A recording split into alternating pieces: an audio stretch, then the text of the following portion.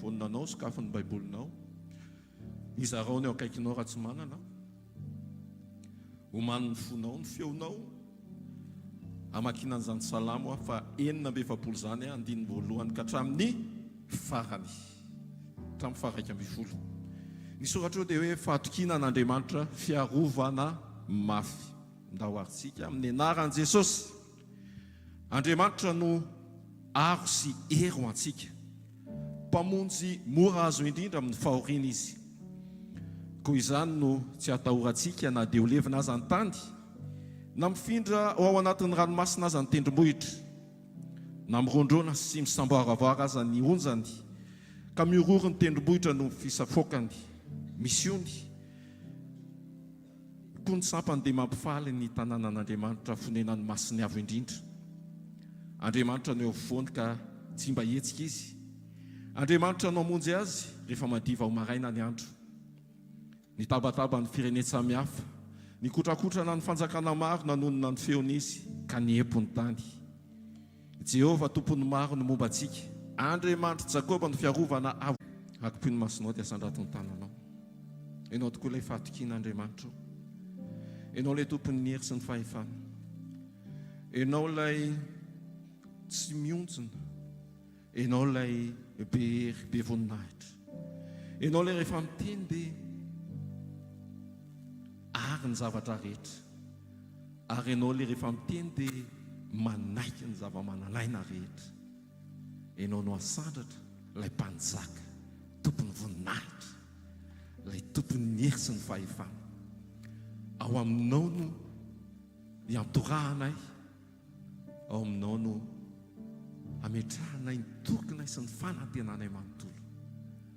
Ary eo aminao no hitondranay ny tenanay manontolo, iankohoka, hidera. Aoka tsy ahita fa tsy ianao ny masonay, aoka tsy handrea fa tsy ianao ny sofinay, aoka tsy hiteny afa-tsy ny fahatsarana sy ny fiderana anao ny vavanay, aoka tsy hitepo afa-tsy ho anao ny fonay, ary aoka tsy hetsika afa-tsy ho anao ny tananay sy ny tongotray, ny momba anay rehetra androany. Misaotra Jesosy. Alleluia. Amen. Amen.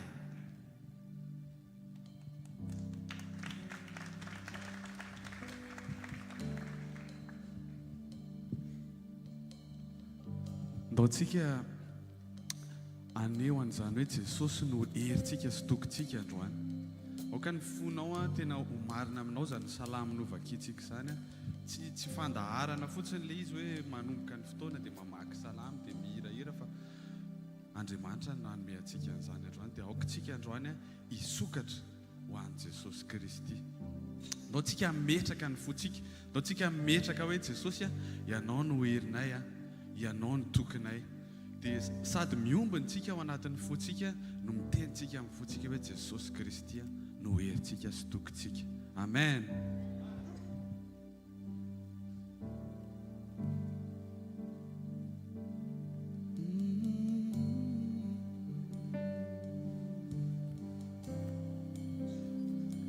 Yerinao tumpo no erikyu iyanao pulama pituruai rani eriatuanat mitiureraka fayanao mbola famonjenawai yerinao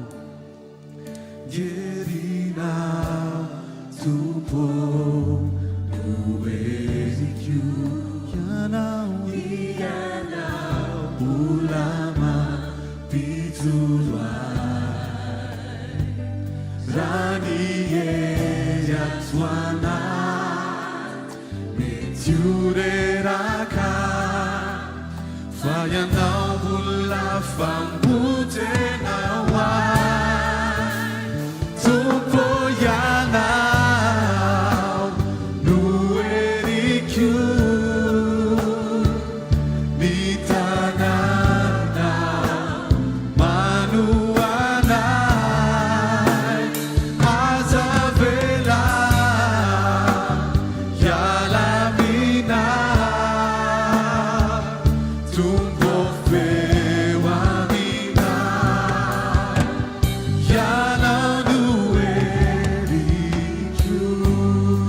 Atsika ny herinao tompo no heriko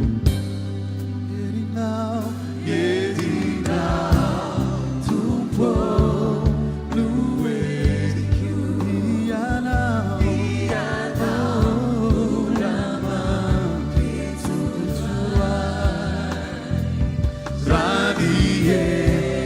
Tuanat Tiureraka Fayanau Mulafa Mutena Wai Tupoyanau Nueriku Tananau Itananau Manuanai Azavela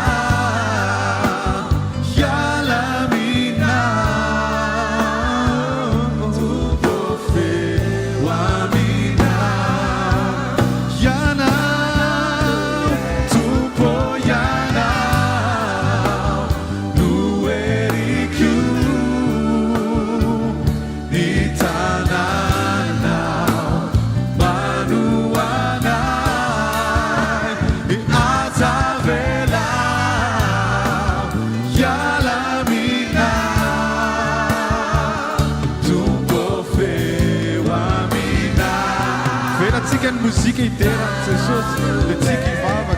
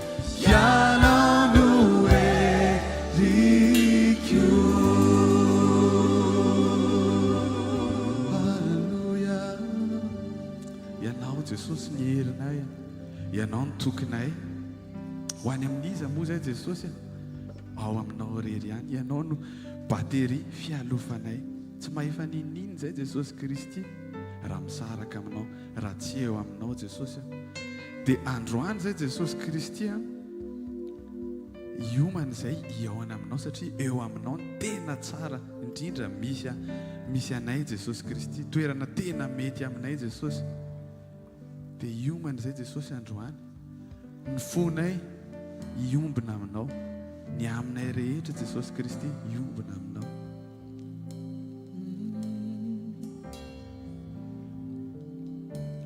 anamasi tena ao votokana ho anao afoko ireo raha tsy fanao izao tontolo izao itsena ny mpamonjy ao ahita ny tavany ao devonona iakatra itsena ny mpampakatra ho any aminao hiomana ho amin'ny mandrakizay ao antsika rehetra hiomana ho aminy mandrakizay matakizayka fefamianjaya lai toerana antauniezia utongi lai fotonirai andeno ilay tropetra farany io manao amandraky io manao aminy matakizayka fefamianjaya lai toerana antauniezia utongi lai fotonirai andeno ilay tropetra farany anamasitena voatokana hoanao afoko ireo ratsy fanao izao tontolo izao itsena ny mpamonjao ahita ny tafanyao evonona iakaza itsena ny mpapakasa hoanyamina io manao am mandrakizay io manao aminy matakizayka fefamianjaya lai toerana antauniezia utongi lai fotonirai andeno ilay tropetra farany nao avetsy io manao am mandrakizay io manao aminy matakizayka fefamianjaya lai toerana antauniezia utongi lai fotonirai andeno ilay tropetra farany anamasitena votokana hoanao foko izao ratsy fanao izao tontolo izao itsena ny mpamonjao ahita ny tafanyao evonona iakaza itsena ny mpapakasa hoanyamina namasitena voatokana hoanao afoko ireo ratsy fanao izao tontolo izao itsena ny mpamonjao ahita ny tafanyao evonona iakaza itsena ny mpapakasa hoanyamina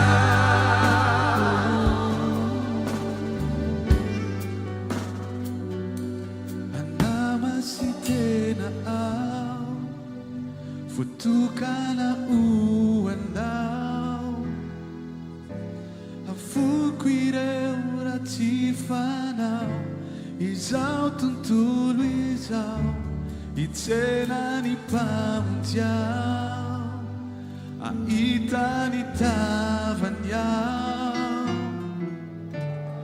evonona iakaza itsena ny mpapakatra hoanyamira zany mihitsy Jesosy tsy andrinay zany fotoana zany hoe ionanay aminao anehoana io fankasitrahana ny fiderananao dia eo atongotrao zay Jesosy Kristy anadatra fideranao anao izahay rehetrarehetrarehetra Jesosy Kristy satria ianao rery Jesosy no mendrika ny fiderana ianao rery no mendrika ny fisandratana Jesosy ny satroboninahitra rehetra dia atsipy eo atongotrao tsisy anarana mendrika an'izany fa afa-tsy ianao rery ihany Jesosy Kristy dia zany ny antony iomananay zany ny antony anamboaranay ny aminay rehetrarehetra Jesosy Kristy mba ionanay aminao dia anomezanay ny fiderananao satria ianao rery no mendrika an'izany Jesosy mendrika indrindra anao mendrika indrindra anao ianao no niavy ny zavatra rehetra mendrika ny tery anao sandrato ny feonao an'ilay Andriamanitra mendrika mendrika indrindra anao ianao Jesosy mendrika indrindra anao ianao ire ianao no niavy ny zavatra rehetra mendrika ny tery anao mendrika indrindra anao mendrika indrindra anao ianao ire Jesosy no mendrika indrindra anao ianao ire Jesosy ianao no niavy ny zavatra rehetra mendrika ny tery anao mendrika indrindra anao mendrika indrindra anao ianao Jesosy mendrika indrindra anao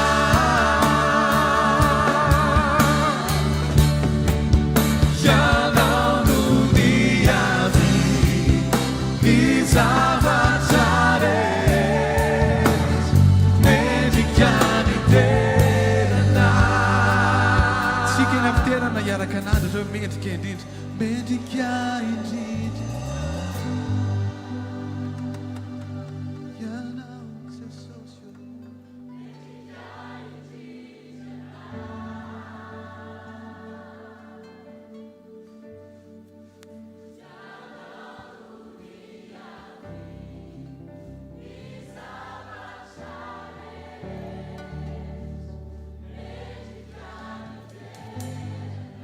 ambarao ihany amin'ny fonao rehetra hoe Jesosy no mendrika indrindra mendrika indrindra anao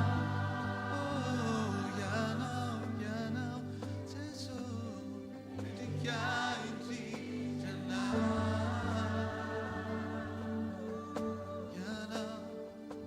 ianao no niavy ny zavatra rehetra mendrika ny tery anao ianao no niavy ianao no niavy ny zavatra rehetra mendrika ny tery anao halleluja ianao Jesosy ianao no mendrika ny tery anao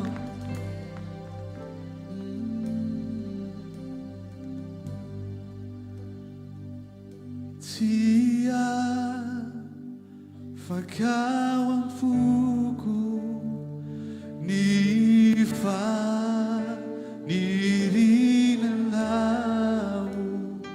one no reny foko ola vanao tsy afaka tsy afaka ao amin'ny foko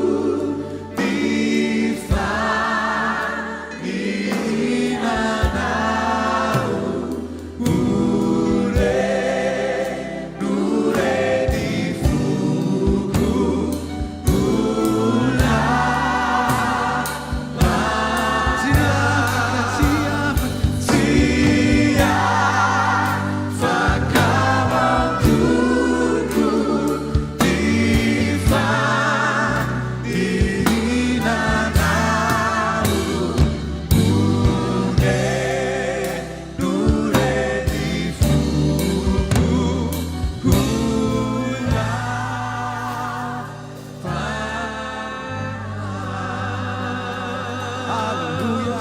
Taontsika naratra tehaka ho an'Andriamanitra irery ary anamerina ny voninahitra ho anazy irery satria izy no mendrika. Halleluja. Alléluia, tovy mafy ny tiaka ho an'i Jesosy dia manasanao azo toerana tompoko azafady.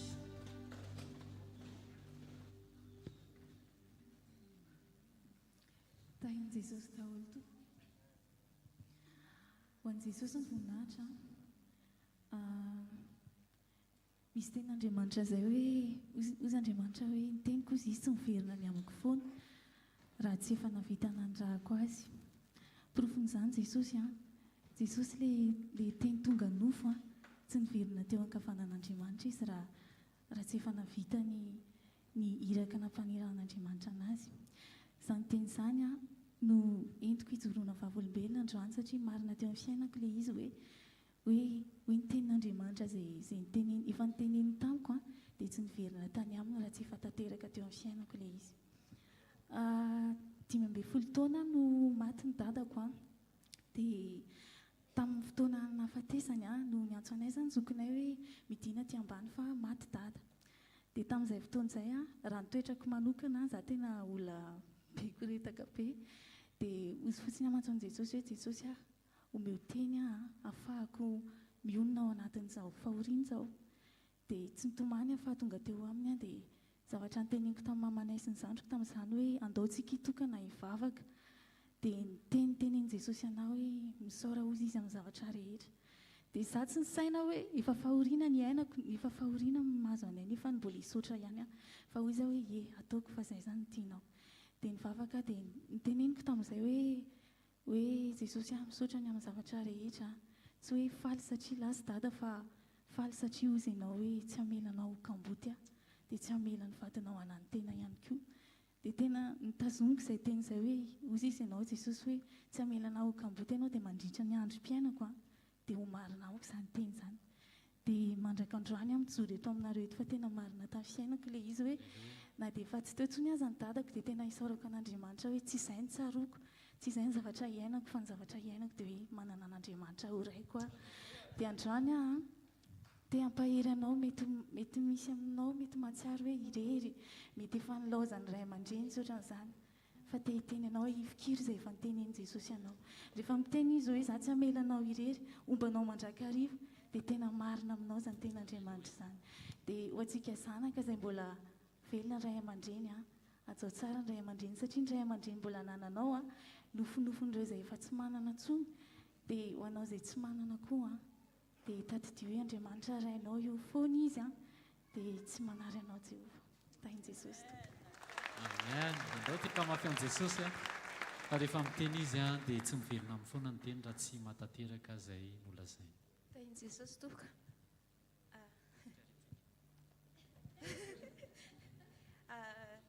Tena miasa Andriamanitra na dia tsy hita maso arany. Tamin'ny zoma heriny dia nisy taratasy izay zany tokony raisin'ny pasoera teo Brahoaka dia nefa ny mbola taraiky tany amin'ny lalana rehetra tany izy dia ozy izy ny lehibe hoe hoeto fotsiny ilay taratasy ozy izy dia manao fotoana any nareo da dia residraisiny any amin'izay misy anao any.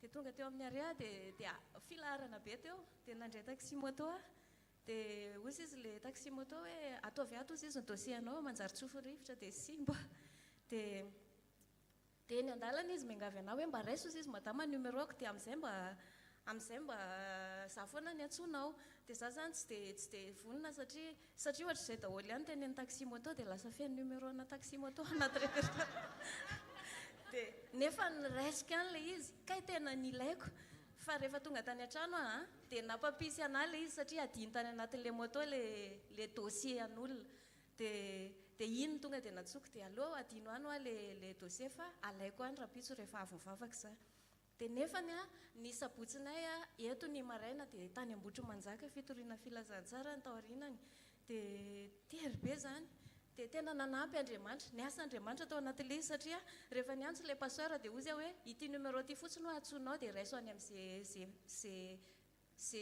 programme omeny anao any hoa le dossier dia tena nafinaritra nomen'Andriamanitra olona matoky fa le taxi moto tena tsy nentina ame an'le taratasy an'le pasoera raha tsy avy niantso anah hoe amena anazy ve tompoko le taratasy dia tena voninahitra ho an'i Jesosy.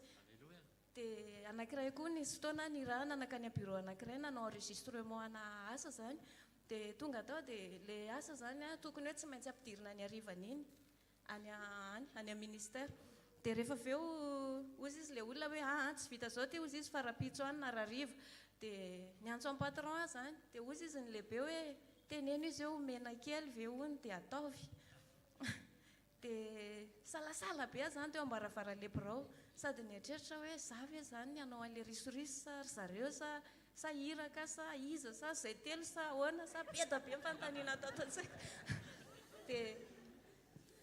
dia avy eo nanaiky any satria farany tato anatin'ny eritreritra hoe makatoa ahako dia lasa nyteneniko le olona dia ozy izy le ramose zany hoe ieny raha ozy izy fa apianao ahy zany dia hoake apiako ianao dia naseny nanatombotomboka tao am-pao moa zany le nanapiako anazy tao dia ozy amantsy anazy hoe alao aloha zaho andeha kely fa tsy maintsy avoaka ty voly ty fa ay mivola dia miverina avany omeny anahy le taratasy vita tsara dia ozy izy hoe toany ozy izy tsy nentina ndraindray izy tsy haiko izay nahazo anazy dia avy eo amin'izay dia andeha hody amin'izay salasala indray satria hoe efa niteny amin'ny ambony hoe omena vola hony dia nefa rehefa avy eo indray tsy omena vola hony indray dia tonga tany ampiasana Andriamanitra efa nandamina vao tonga dia ozy izy lehibe hoe nanao ahoana dianao nangalany vola ianao zany dia ozy hoe izy aroa tsy nentina ndraindraiko dia ozy izy lehibe hoe ty zany goûté ianao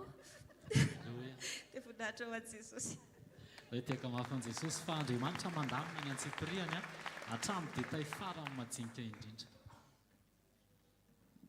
voninahitra ho an'i Jesosy rery ihany hijoroko vavolombelona dia nenohon'i Jesosy vavaka dia nanovany ahy tamin'ny 2019 zany maty rery tao an-trano ny dadako dia tonga ny zoko avy any ivelany dia zay moa zao tanaty izay taitra tampoka hoe maty rery tao an-trano olona tsy nanina vao tany ambanivohitra ako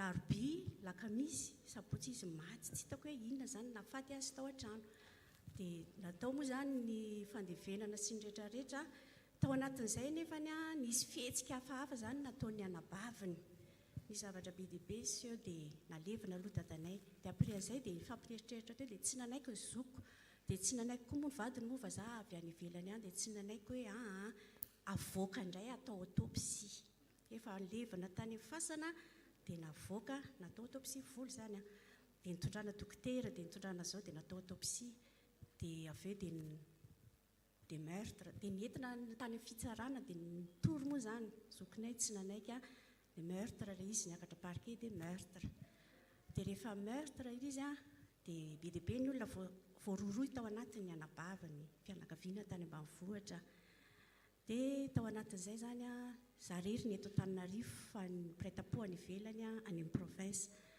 dia dia fandeha zany izy dia za zany nisolo tena zany hoe za no anisany hitory zany hijoro any amin'ny fitsarana hoe zany hiteny izao sy ohatr'izao dia ohatrany tsy nety dia teo aloha zany natao ny taratasy dia nanaiky any tamin'ny voalohany vis-à-vis amin'ny prêt-à-pot dia nitondram-bavaka za hoa Jesosy nisy maromaro zay niara-mivavaka toy za hoe dia efa lasa zany ny zoko 2019 zay 2021 mbola tsy mivaly ihany ninina fa rehefa tany amin'ny parquet aloha zay hoe meurtre dia tao ireo olo ireo dia efa tokony hoe MD ry zareo dia niodikodina teo hoe MD niodikodina teo tsy fantatro izay zanatra natao zareo dia voaka daholo indray tsisy MD dia tamin'iny aloha dia efa nalahelo be zokinay hoe dia nitany zany ilay fitoriana na ny avokanay namena vola ohatrinona tsy haiko hoe tsy niasa tsy fantatro fa mipetraka tany fa le hitako hoe le vavaka nataoko tamin'i Jesosy hoe zaho nijoro anagadra olona tsy nety tamin'ny saiko ilay izy sady en plus hoe anabaviny dadako Jesosy nihainy vavaka na fa za mivavaka za hoa Jesosy io tsy hiverina tsony io za tsy hijoro any fitsarana hoe tsy mety ka tsy nety tamin'ny foko sy saiko dia zokiko moa zany tsy nanaiky teny dia rehefa tena nivoaka ilay izy tamin'ny 2022 dia tena hoe nampanatsoana daholo ilay olona izay tsy nampanatsoana mahavariana hoe ny mpitory tsy nampanatsoana fa ny vavolombelona sy ilay olona voaroroy tao anatin'ilay izy no nampanatsoana tany amin'ny tribonaly dia valiny hoe afaka madiodio. Dia ozy halleloia, saotra Jesosy fa tsy nitsangana valim-bavaka nataoko izay, tsy nitsangana tery amin'ny hijoreria hijoro ohatr'izao anagatra olona, tsy mety tamin'izaiko. Dia zokiko moa tamin'izay zany nalahelo foana dia tany ivelany tany, dia tonga taty izy tamin'ny herintaona, dia misy conflit kely foana izay sy izy amin'ilay alahelony amin'ilay dadany hoe dada zany fatinalika ve izao malahelo ohatr'izao. Dia toy izaho hoe tsika mivavaka. Dia izay sisy moa zany misy tamin'izy tonga taty izay dia misy amin'ilay hoe za mivavaka, izy tsy nanaiky ilay izy manana ny toetrany moa avy any ivelany ihany. Dia avy eo dia miverina tany ivelany izy. Dia rehefa miverina tany dia izay sisy tsy mifandray mihitsy zany ilay toetra, tsy mifandray. Za mandefitra, izy tena sokosoko be hoe ana manana vola koa mandao an'izao. Non, vola tsy mikaoty. Dia avy eo dia rehefa lasa miverina izy amin'ilay izay sisy misy conflit kely foana, dia mampahery mivadiny ahako, niditra hôpitaly mivadiny tamin'ny janvier février teo. Rehefa niditra hôpitaly mivadiny ilay vazaha, dia za zany mampahery an'ilay vazaha. Dia avadiny hoe za hono mila vola, za hono mila vola any amin'ny vadiny izay mahatonga na mampahery mivadiny za hono izao vavaka be tsara vela tsy hony satria malahelo izy zany amin'ilay zavatra nataoko. Za koa mananatra azy amin'ilay toetrany. Dia tapahany fifandraisana izy be dia be ilay zavatra teneniny tamiko. Dia nitapahany izy manapaka par Facebook, dia nitapahany fifandraisana izy. Dia za tsy nanino. Za moa nanomboka ny haino radio zay dia nahita an'ity vavaka tato izay. Dia misy hoe sekoly. Dia misy ny sekoly io dia saotra Jesosy hoe afaka namonjy an'ilay sekoly. Dia rehefa afaka namonjy an'ilay sekoly dia any amin'ilay sekoly misy fampianarana be dia be mihitsy momba ny toetra. Esory ny foletika, esory ny avinavina, esory. Dia fampianarana tamin'izay hoe tsy Jesosy ny manala fa izaho, enao. Tsy andraikitry Jesosy fa andraikitro. Dia za moa tamin'ny herintaona izay, tamin'ny zoky izay, dia za Jesosy tena hanomana ny fiainako ho any aminao. Raha tonga tampoka ohatr'izay fahafatesany dady izay, fahafatesana ny tena efa melehibe, za te hiomana, te ho any aminao. Fa be dia be fivavahana hita fa be dia be koa ilay zavatra misy. Dia za Jesosy tena te mila fivavahana pura tena ho any aminao. Dia izay nahita izay tato izay dia nianatra sekoly izay. Dia be dia be zavatra niraisiko tany amin'ilay sekoly izay. Dia tena hoe nanamboatra anahy Jesosy. Dia tonga tamin'ny Pentecôte iny dia niteny pasteur dia nanatrika Pentecôte tsika tamin'ny mois de mai ny anniversaire ilay zoko. Izy lasa tamin'ny janvier, février, mars zay tsy niresaka mihitsy, avril, mai. Dia vanginy fanamasina moa sady nianatra nanatrika Pentecôte, nianatra fianarana tany amin'ny sekoly dia nifona tany aminy. Be dia be zavatra nataony na ny zanako na ny vadiko. Zanako moa dia neny aza fampiresaka amin'io tsony. Zanako malahelo anazy satria ilay zavatra teneny tena makarary fo. Fa Jesosy nanova ny foko namangy dia tena hoe za no nifona ho azava-diso.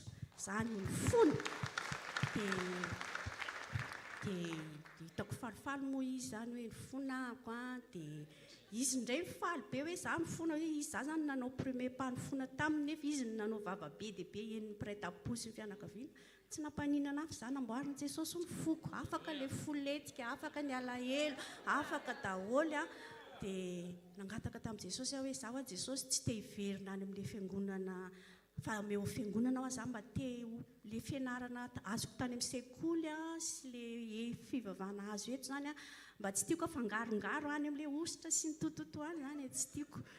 Dia zavatra be da be hitako any tsy tiako, fa tena hoe te ho pure, tena hoe te hitsenanao any amin'ny raha lanitra, tena andeha lalana mahitsy ho za Jesosy. Dia nangataka hoe za Jesosy tsy te hiverina any amin'ilay fiangonana antsony za fa nefa raha isak'alahady zany rehefa tsy mandeha mivavaka dia ohatrany hoe tsy ampy zany rehefa tsy mandeha. Dia saorako an' Jesosy hoe avy nianatra tao amin'ilay sekoly dia niresaka tamin'ilay vehivavy tsy fantatra akory ilay olona tao amin'ilay sekoly. Dia nahita ny pasteur satatra izay dia tsy fantatro ny pasteur tsy fantako. Dia niresaka taminy zaho tsisy fivavahana mihitsy ve isak'alahady fa dia ozy izy hoe misy any Abisarety any amin'izao. Dia voninahitra ho an'i Jesosy hoe manjary namonjy tany ahako tany amin'ny fanateny. ho an' jesosy rehetra. Alleloia. Misaotra an' Jesosy ny amin'ny rehetrarehetra. Alleloia. Misaotra an' Jesosy ve ianao ny amin'izany rehetrarehetra izany? Jesosy daholo ny ao ambadika izany a, tena hoe misy zavatra lalovana indraindray. Ohatran'ny mafy eo amin'ny nofo fa tsy maintsy entina eo amin'ny afo mba ho levona. Amen. Ndao tsika hitsangana, ndao tsika hisaotra an' Jesosy ny amin'ny témoignage be da be teo. Teo ny hoe olona tsy diso dia mahavita mangataka famelana amin'ny olona nanao adsoina. Ampianarin' Jesosy rehefa mandray teny mamitra mpihavanana amin'ny manodidina. Dia ao anatin'izay koa hoe mangetaeta fampianarana tsy misy kilema. Dia rehefa tonga le etaeta dia Andriamanitra ihany no mitarika hoe izao ianao na ary mandeha sy ny sisa sy ny sisa. Dia tao anatin'izay koa rehefa miteny Andriamanitra hoe izay teny raisiny eo tsika izao mandray teny rehefa avy eo dia mila tonga saintsika fa iny teny iny tsy hiverina any amin'Andriamanitra raha tsy nahavita ny asany eo amintsika tsirairay avy. Alleloia. Le tovavy teo tamin'izy 12 taona maty ny dadany dia fisaorana fivavahana ny nataony mamany sy ny zandriny miaraka taminy. Fa tao anatin'izay fotoana izay dia Andriamanitra no miahy.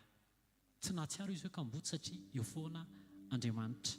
Ary amin'ny antsipirian'ny fiainana le taty Irlandy teo mandamina dossier adino na taxi moto. Tsy haiko ny repertoiranao fa ny anankiloha feno hoe Yann taxi moto, Yann taxi moto Besarety sy ny sisa sy ny sisa arakarak'izay quartier. Fa indraindray tokoa ianao ohatrany hoe tiako ve dia ho raisiko. Fa rehefa mihaino fanahy ianao dia miteny fanahy hoe raiso io.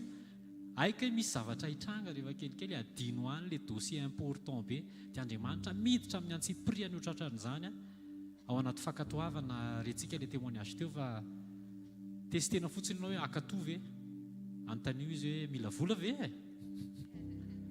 efa manontany izy dia Andriamanitra mikasika amin'ny fony hoe sao dia mba Bianco ary tiana tsy hay dia ianao indray mahazo goûter satria ianao mankato. Andriamanitra daholo ny ao ambadika izany dia ndaontsika hisaotra an' Jesosy fa manamboatra antsika Andriamanitra io zavatra lalovanao io tsy sarotra io fa Andriamanitra manamboatra ao anatin'ny teny maly misy afo miandry. Rano no tianao sa afo fa ho an'izay mandalo amin'ny afo misy voninahitra lehibe miafina ao ambadika niny. Dia ndaontsika hisaotra an' Jesosy soriziny amin'ny vavolombelona rehetrarehetra teo. Misaotra Jesosy ndreto izay miray fo miray saina. Misaotra Jesosy fa mandefa teny foana ianao eo amin'ny fiainanay.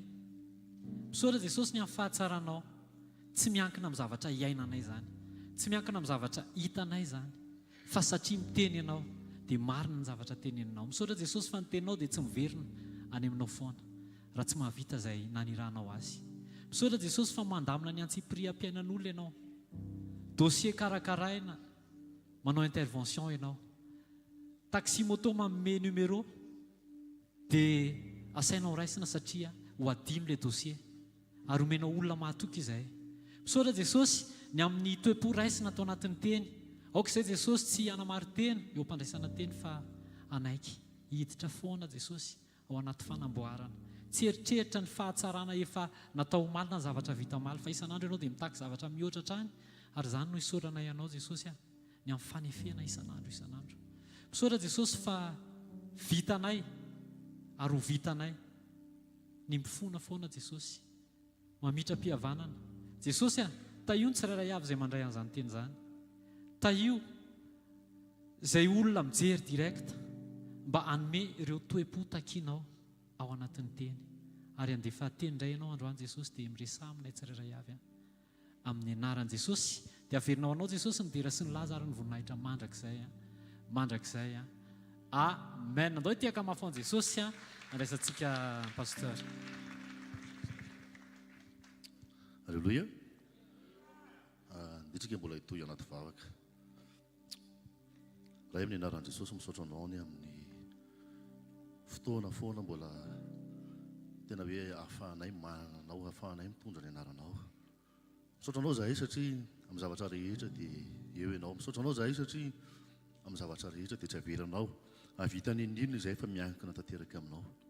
tomba za manokana tsy mahana ninninna mozaraina za manokana tsy mahana ninninna mahatsara ny olona tsiraray avy eto fa ianao mahafantatra Jesosy Kristy tombo tsara indrindra izay ilainy tsiraray avy ary ianao mahafantatra izay mety ho an'ny tsiraray avy meko anao tanteraka ny sehatra fanahy masina takomo ny mpanomponao tena mangataka aminao fanahy masina hoe raiso ny fotoana dia tena hiasa atao anatiko ianao voalohany indrindra ary indrindra ho any anatin'ny mpanomponao tsiraray avy dia matoky izahay teo Andriamanitra rainay fa ianao no manamarina ny teninao amin'izay rehetra ataonay amin'ny anaran'i Jesosy amen.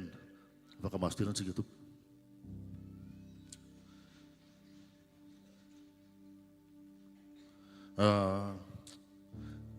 Ny zavatra hozaraina foy na mpatonga ny papa moa zany teny fandraisa fahinontsika foana rehefa sabotsy ohatr'izao na tsy haiko hoe any amin'ny fiangonana izay misy anao rehefa lahady dia maheno ianao rehefa fotoana fandraisana ilay izy dia ndeha vakitsika misy ilay tenin'Andriamanitra amin'ny Matteo 5:20 Matteo 5:20 andininy 4 no manomboka raisitsika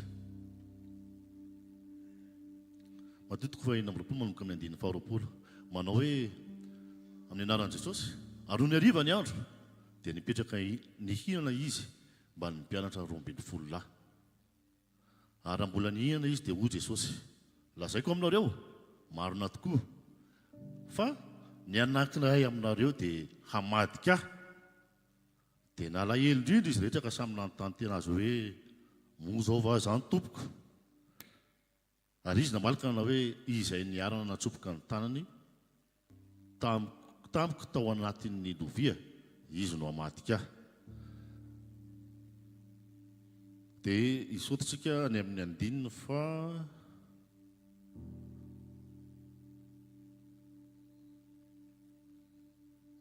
5:20 azafady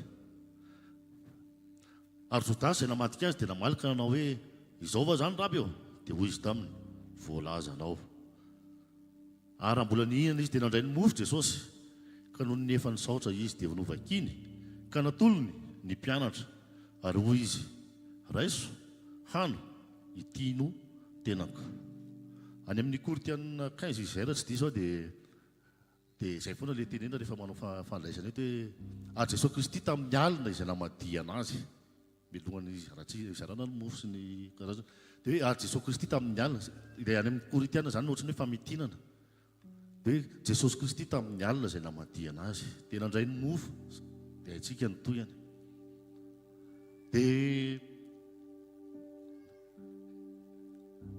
eto misy ny tena marina tokony hoe sekoly lavabe ty fa rehefa any amin'ny sekoly tsika mety hijery anazy ihany misy fotoana fa eto zany ohatrany hoe vedikevitra fotsiny no ifampizarantsika sy ianarantsika Jesosy Kristy ozy izy tamin'ny alina izay namadiana azy teo anatin'ilay Matteo 26 ny détail an'ilay izy tany aloha eo ambonimbony ao dia mifototsy ilay famadiana dia inona talohan'ilay famadiana aloha dia efa niteny Jodasy hoe ty menaka ty satria tany Betania dia ty menaka ty tokony efa nahavita satria tamin'io Maria ilay nanositra ny volony tamin'ny tongotra Jesosy tamin'ny menaka dia teo Jodasy dia efa niteny hoe tena tokony mahazo an'izao iny dia mena ny anona sy anona sy anona sy ny ohatr'izao dia taorianan'iny izy dia nitady hevitra dia hoe ahoana ny anolorana an'i Jesosy trahison raha misy ny zavatra tsy zakan'ny olona indrindra dia ny trahison ao anatiny zany fa tsy hoe trahison fotsiny raha misy ny zavatra olona tsy zakan'ny olona indrindra dia ny famadiana ny atao hoe mpamadika dia tsy hoe tsy le famadiana rehefa le hoe hidina le tsirabe sy ny karazany aloha tsy izay le famadiana resantsika eto fa trahison aloha averina amin'ilay trahison izy dia azotsika tsiraray avy fa le famadiana rehefa le ariny sady tsika tsy miditra amin'ireny dia ny atao hoe mpamadika dia olona akaiky anao no mivadika manolotra anao lasa noho ny fanambazana n'le satria efa niteny Jesosy tsy mahay manompo an'Andriamanitra sy mivola ianao izy dia teto ny tena famadihana double trahison io zany tena famadihana nataony Jodasy voalohany aloha dia nivadika tany amin'ny mamona izy. Nivadika tany amin'ny mamona izy dia efa famadihana zay satria efa namitaka an' Jesosy izy hoe za manaraka anao ohatr' izao fa na tia ny tena rako tia ny safidiko rehefa tia misafidy fihinana izy Jesosy samy mamona dia nanaraka mamona izy. Famadihana ray zay. Ny famadihana anankiray dia ny fanolorany Jodasy an'ny Jesosy ho an'ny mpanendrika anazy ho an'ireo fariseo sy ny aomby sy ny jiona ray manontolo zany. Dia araka ny teneko teo hoe raha misy ny zavatra tsy zakatsika indrindra dia ny trahison. Tena kaiky raha ohatra hoe olona ny ambadimadika any miteniteny anao hoe ino manao zao iny dia tsy mampaninona ohatrany normalement tsy tokony hampaninona anao zany hoe surtout moa zavatra misy ny ataony. Fa raha hoe namana mpiaraka aminao ny fanome tokoe zany dia anaraka anao zao dia tsy zakatsika zany. Ary hiditra amin'le lesontsika hoe Jesosy Kristy tamin'iny alina iny izay namadiana azy. Teo amin'ny namadiana azy Jesosy no nizarany mofo sy ny kapoaka. Dia ny lesona ianarantsika hoe raha tsika no mahita mpamadika atsika dia inona ny ataontsika? Mitovy amin'ny eo ataon'i Jesosy hoe fixé sur l'objectif hoe tiany tsy maintsy misy eo ako. Raha za foana aloha teneniko rehefa mba mijoro eto za tsy teny anareo fa tsy fantatro nareo tsiny. Raha zany hoe misy mpamadika dia tsy maintsy lasa aloha miteny an'izay namako eo akaiky hoe tsy mety lesy ny ataon'le ria. Tena tsy maintsy zay aloha réaction ako. Ao anatin'ny tao anatin'ny ty moa tsisy réaction asoa tsy haiko izay avoaka ny vetsozenina rehefa avy eo na ahoana. Fa tao anatin'ity fotoan'ity tsisy réaction asoa an'ny mpianatra. Hoe tena hoe dorangay efa fantatra satria efa nyteny Jesosy ilay izy hoe izay miaraka manatsoboka dia normalement zany réaction asoa hoe doranga tonga dia sakana le dia tsy afaka manao an'io tsy afaka mamadika zany. Ary raha ny tena izy tokony izay hoe rehefa voasakana nge zany Jodasy dia tsisy ninina azo atao fa nahavariana fa amin'ny maha Jesosy an' Jesosy tsy niditra izy tany anatin'le tsisy nizanizany tarainany zany teo hoe tena naniantso amin'ny Petera hoe Petera tena amboarina nga lery fa lery zao nge ny zavatra ataony io raha ohatra hoe misy namana zany hoe dia tena na tsy miteny azy hoe amboary zay fa tena mba hoe malahelo tena hoe maneho ny alahelo hoe za voafitaka dia mba mitaraina amin'ny manodidina hoe manodidina teo moa zany dia mpianatra ny nanodidina teo dia normalement dia mitaraina amin'ny manodidina teo hoe tena tsy mety lesy ny ataony zalahy. Tena mba ohatra izao efa lerinina atao mitazona amin'ny boky dia efa ny tapom-bola dia efa nangalany tao efa tsy nitenenina izy tamin'ireny dia zao izy mbola zao mihitsy ny zavatra ao ataony. Fa inona nataon'i Jesosy? Nizarainy ny mofo dia narosiny ny kapoaka. Ny tanterahany le tena fitiavana tsara indrindra mahatonga ny fahatanterahany famonjenantsika tsirairay avy satria ao anatin'ny tenin'Andriamanitra io dia mba ho famonjenantsika zay zavatra izay. Zao natao vao fahatsiarovanao izy mahavariana fa io maninona Jesosy tsy eto zao misy mpanompon'Andriamanitra eto zao mety misy tsika tsirairay hoe raha za zao raha ny tena tiako tadidiana ny tena tiako tsarovana dia le mofo dimy sy azan-drano roa iny bobaka be iny samy resaka mofo ihany satria mofo tary dia tiako mofo vakina. Ary iny rehefa nahitatsika tamin'ny ana dia vakiny Jesosy ko mihitsy le mofo mavakina koa iny fa tsy tiany Jesosy hoe any ny atao atsarovana anazy. Tsy haiko tsika za aloha manontany teny mbola manontany tompo dia mino fa maly izy misy fotoana hoe fa maninona ny tsy tany amin'le mofo dimy sy azan-drano roa ohatra satria any ny tena mora atsiarovana an' Jesosy any hoe tena mety amintsika ny tany fa teo amin'le alina izay namadihana anazy. Misy antony ao ambadika izay, misy lesona ianarana ao ambadika izay. Ny fitiavan'i Jesosy ny tena fototra. Ny fitiavan'i Jesosy atsika na inona niatra taminazy, na inona tena hoe nataontsika anazy, na inona nataony namany anazy. Satria tadidiva tsika izao no mpianatra amin'izao fotoana izao.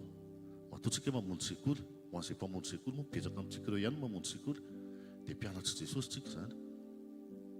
Dia tonga dia ataoko mahitsy be mihitsy fa tsika na zary rehefa tena ohatra hoe indray tsy mijoro ka hoe misy tena mangataka amin'i Jesosy tsika hoe tsy ho lava ao anatin'izany intsony hoe omeko vola ianao fa tena aza atao ty zavatra ty misy anderana vavonjoro vavolombelona teo dia eo dia efa mandeha le resaka hoe ny fivadiana any amin'ny mamona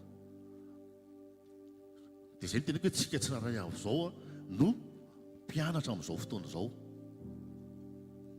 fa na inona mety ataotsika na inona mety fivadiantsika amin'Andriamanitra inona ny zavatra ampianarin'i Jesosy ny fitiavany tsy miova zany ny fitiavan'i Jesosy tsy maintsy hirosony ny fanatanterahany programany asan'Andriamanitra ary tsika mianatra ao anatin'izay hoe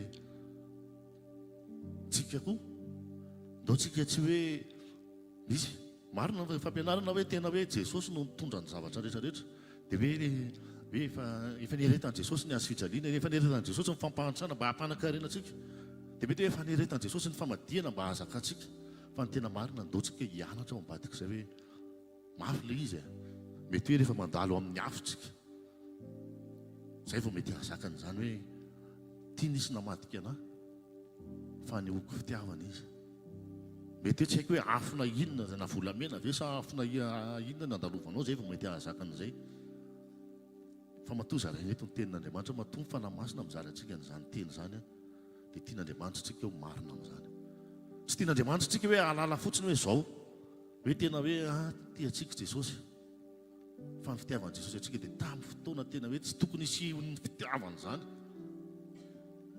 tena tsy tokony isihiny fitiavana izany tena hoe sarotra zany aneo fitiavana ao anaty famadihana zany hoe mpamitaka trahison sarotra ny aneo fitiavana ao anatin'izany mora maneho fitiavana rehefa nandray ny mofo dimy sy azan-drano roa zay le fandraisan'ilay izy teo raha ohatra ka hoe anina dia hoe tokony hoe any tandira hoe zao ny atao fahatsiarovana hoe zany zara mofo dimy sy azan-drano roa dia mora maneho fitiavana rehefa mandray an'iny fa rehefa hoe ao anatin'le hoe voafitaka ianao inona nataon'i Jesosy naneho fitiavana izy tian'i Jesosy ho zantsika isanao mba tena hoe hivoaka ny image fidèle tian'i Jesosy ho zantsika isanao tena hoe ao anatiny tena hoe mety mavesatra ao anatin'ny tena hoe le izy tsy ny andro hoe raha fakapitsona ary oviana fa tena hoe dans immédiatement après dia tena nanaika Jesosy nizara nyolotra ny tenany mo anatintsika tsiraray avy dia ho tonga fianarana mihitsika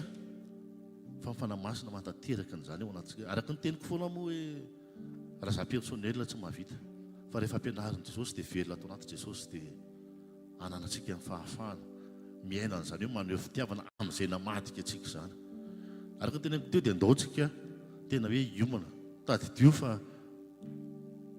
mety araka le tenenina teo hoe vola 3 namadihan'i Jodasy anazy tsika isan'andro tena hoe mise en danger ny tentation io foana par rapport amin'ny hoe ty misy vola dia ndao anaraka anahy fa avy anao ary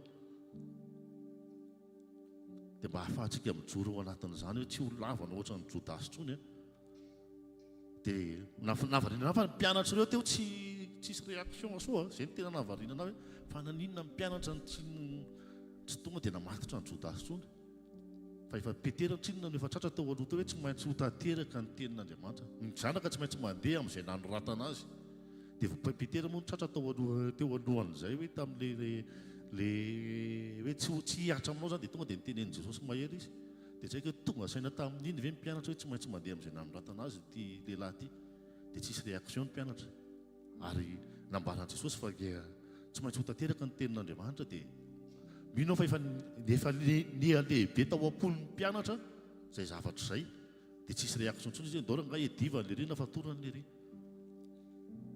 fa tena nahaina mijery an'i Jesosy zay ny isan'ny lakile anankiray nanana ny mpianatra teo anatin'ny fotoana anankiray io nijery an'i Jesosy izy tsy nijery an'izay olana netiny izy moa izy teo Jodasy izy tsy nijery an'izay olana netiny Jodasy izy hoe tiaka zany mpandy ohatr' zao analan'i Jesosy eto amintsika tsy nijery an'izany izy fa mifantoka nijery an'i Jesosy lesona vao nianarantsika vao aingana zany mifantoka mijery an'i Jesosy ohatra n'ireo mpianatra ireo tamin'izany fotoana izany ndao hifantoka hijery an'i Jesosy raha misy ny tentation ndao hifantoka hijery an'i Jesosy raha misy ny zavatra hoe tena hoe manambitamby zay filazan'izany sa ina filazan'izany mitante atsika miala tsiny fa tsy hitako zay fa terme itenan'le izy mifantoka mijery an'i Jesosy tsika dia tena hoe afaka mijoro tsika maneho an'ilay Jesosy tao anatin'ny fotoana namitahana na madihana anazy na injorona ny fitiavana. Mifantoka mijery an'i Jesosy tsika dia manana ny toetra an'i Jesosy. Vavaka tsika tsangantsika tokoa ivavaka ray amin'ny anaran'i Jesosy a misaotranao ny amin'ny zavatra rehetra izay nizarainao, misaotra ny amin'ny espoiranao aty anatinay hoe afaka maneho fitiavana izay ao anaty ady sarotra, afaka tsy mivadika aminao koa izay satria manana anao fa nay masina tsara indrindra mitarika anay, afaka izay Jehovah Andriamanitra reny sotoa tsara indrindra tena hoe manahaka anao satria ianao Jesosy no efa nizaraina sy novakiana ho anay tsara avy dia velona aty anatinay. Tena ampianaro izay hifantoka hijeranao isanandro. Tsy hijery zahay no mety hoe inona no ataon'ny olona, tsy hijery zay hoe inona no mety ataon'ny namanay, tsy hijery zay hoe inona no mety zava-misy manodidina, fa hifantoka izay hijeranao Jesosy dia mahita ny voninahitra ao anatin'ny zavatra rehetra. Makasitraka Tompo satria matoa ianao mampianatra anay, mitaizanay eto amin'ny toerana toy-tony eny amin'ny sekoly manome teny ianao amin'ny alalan'ny mpanomponao dia tena fantatrao hoe fantatray fa hoe manana fanantenana ianao, manantenanay ianao fa hatateraka sy ho marina amin'izay zarainay ianao. Tsy hoe zaraina fotsiny ny teninao dia hoe mahafantatra izahay, fa zarainao ny teninao dia tianao hiainana ho fiainana ho anay izany ho voninahitra ny anaranao reriany. Makasitraka Tompo fa ianao no antony zavatra rehetra voninahitra ho anao reriany amin'ny anaran'i Jesosy. Amen. Tiako tsika andray ny mpanompon'Andriamanitra. Oya ndao tsika hisaotra an'Andriamanitra mifotsika rehetra indray ny amin'ny zavatra nataony ny amin'ireo vavolombelona kasy-panovana amin'ny fomba tsy takatry ny saina. Tsisy olombelona mavita nininina zany eo fiainan'ny iza n'iza, fa matoa Andriamanitra mamangy antsika amin'ny alalan'ny teniny izy mivantana mihitsiny, izy mivantana mihitsiny ny tia hitanao eo amin'ilay toerana mapety anao avy aminy. Sokafo ny fonao dia miresa amin'Andriamanitra. Ndao tsika hisaotra azy mifotsika manontolo. Raha masina tsara indrindra izay ny an-danitra amin'ny anaran'i Jesosy. Saotra sy mankasitraka anao zany amin'ny fotoana androany maraina. Saotra ny amin'ireo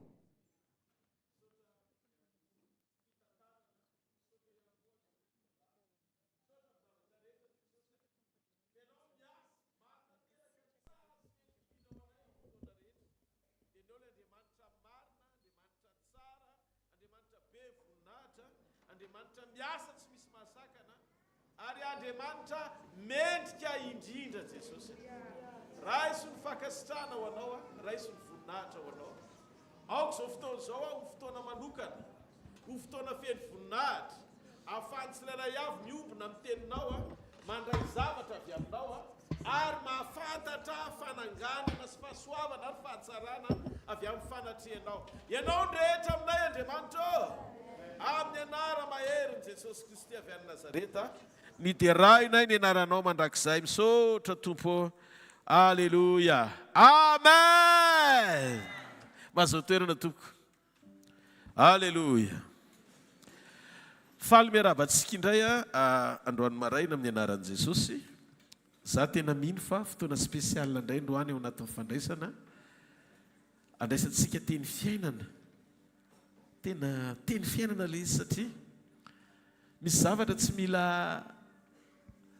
tsy hoe natao hitranga eo amin'ny fiainantsika, vokatry ny etaetatsika mba ho tonga eo amin'izay toerana izay, fa zavatra afaka nitranga ho azy eo amin'ny fiainanao tsy mila hoentina mambavaka rehefa tanteraka fotsiny ianao anapa-kevitra ny toetra eo amin'izay toerana tian'Andriamanitra ahitananao.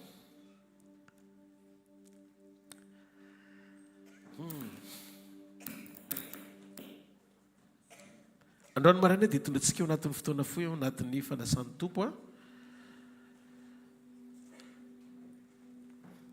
ny zava-miafy ny fahazavany ao anaty fiombonana. Zava-miafy ny fahazavany ao anaty fiombonana.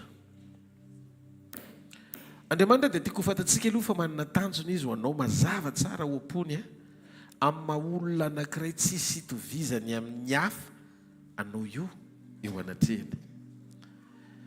averina foana ty fahamarinany ty hoe ianao dia le karazan'olona anankiray tsisy itovizanao amin'ny hafa eo anatren'Andriamanitra.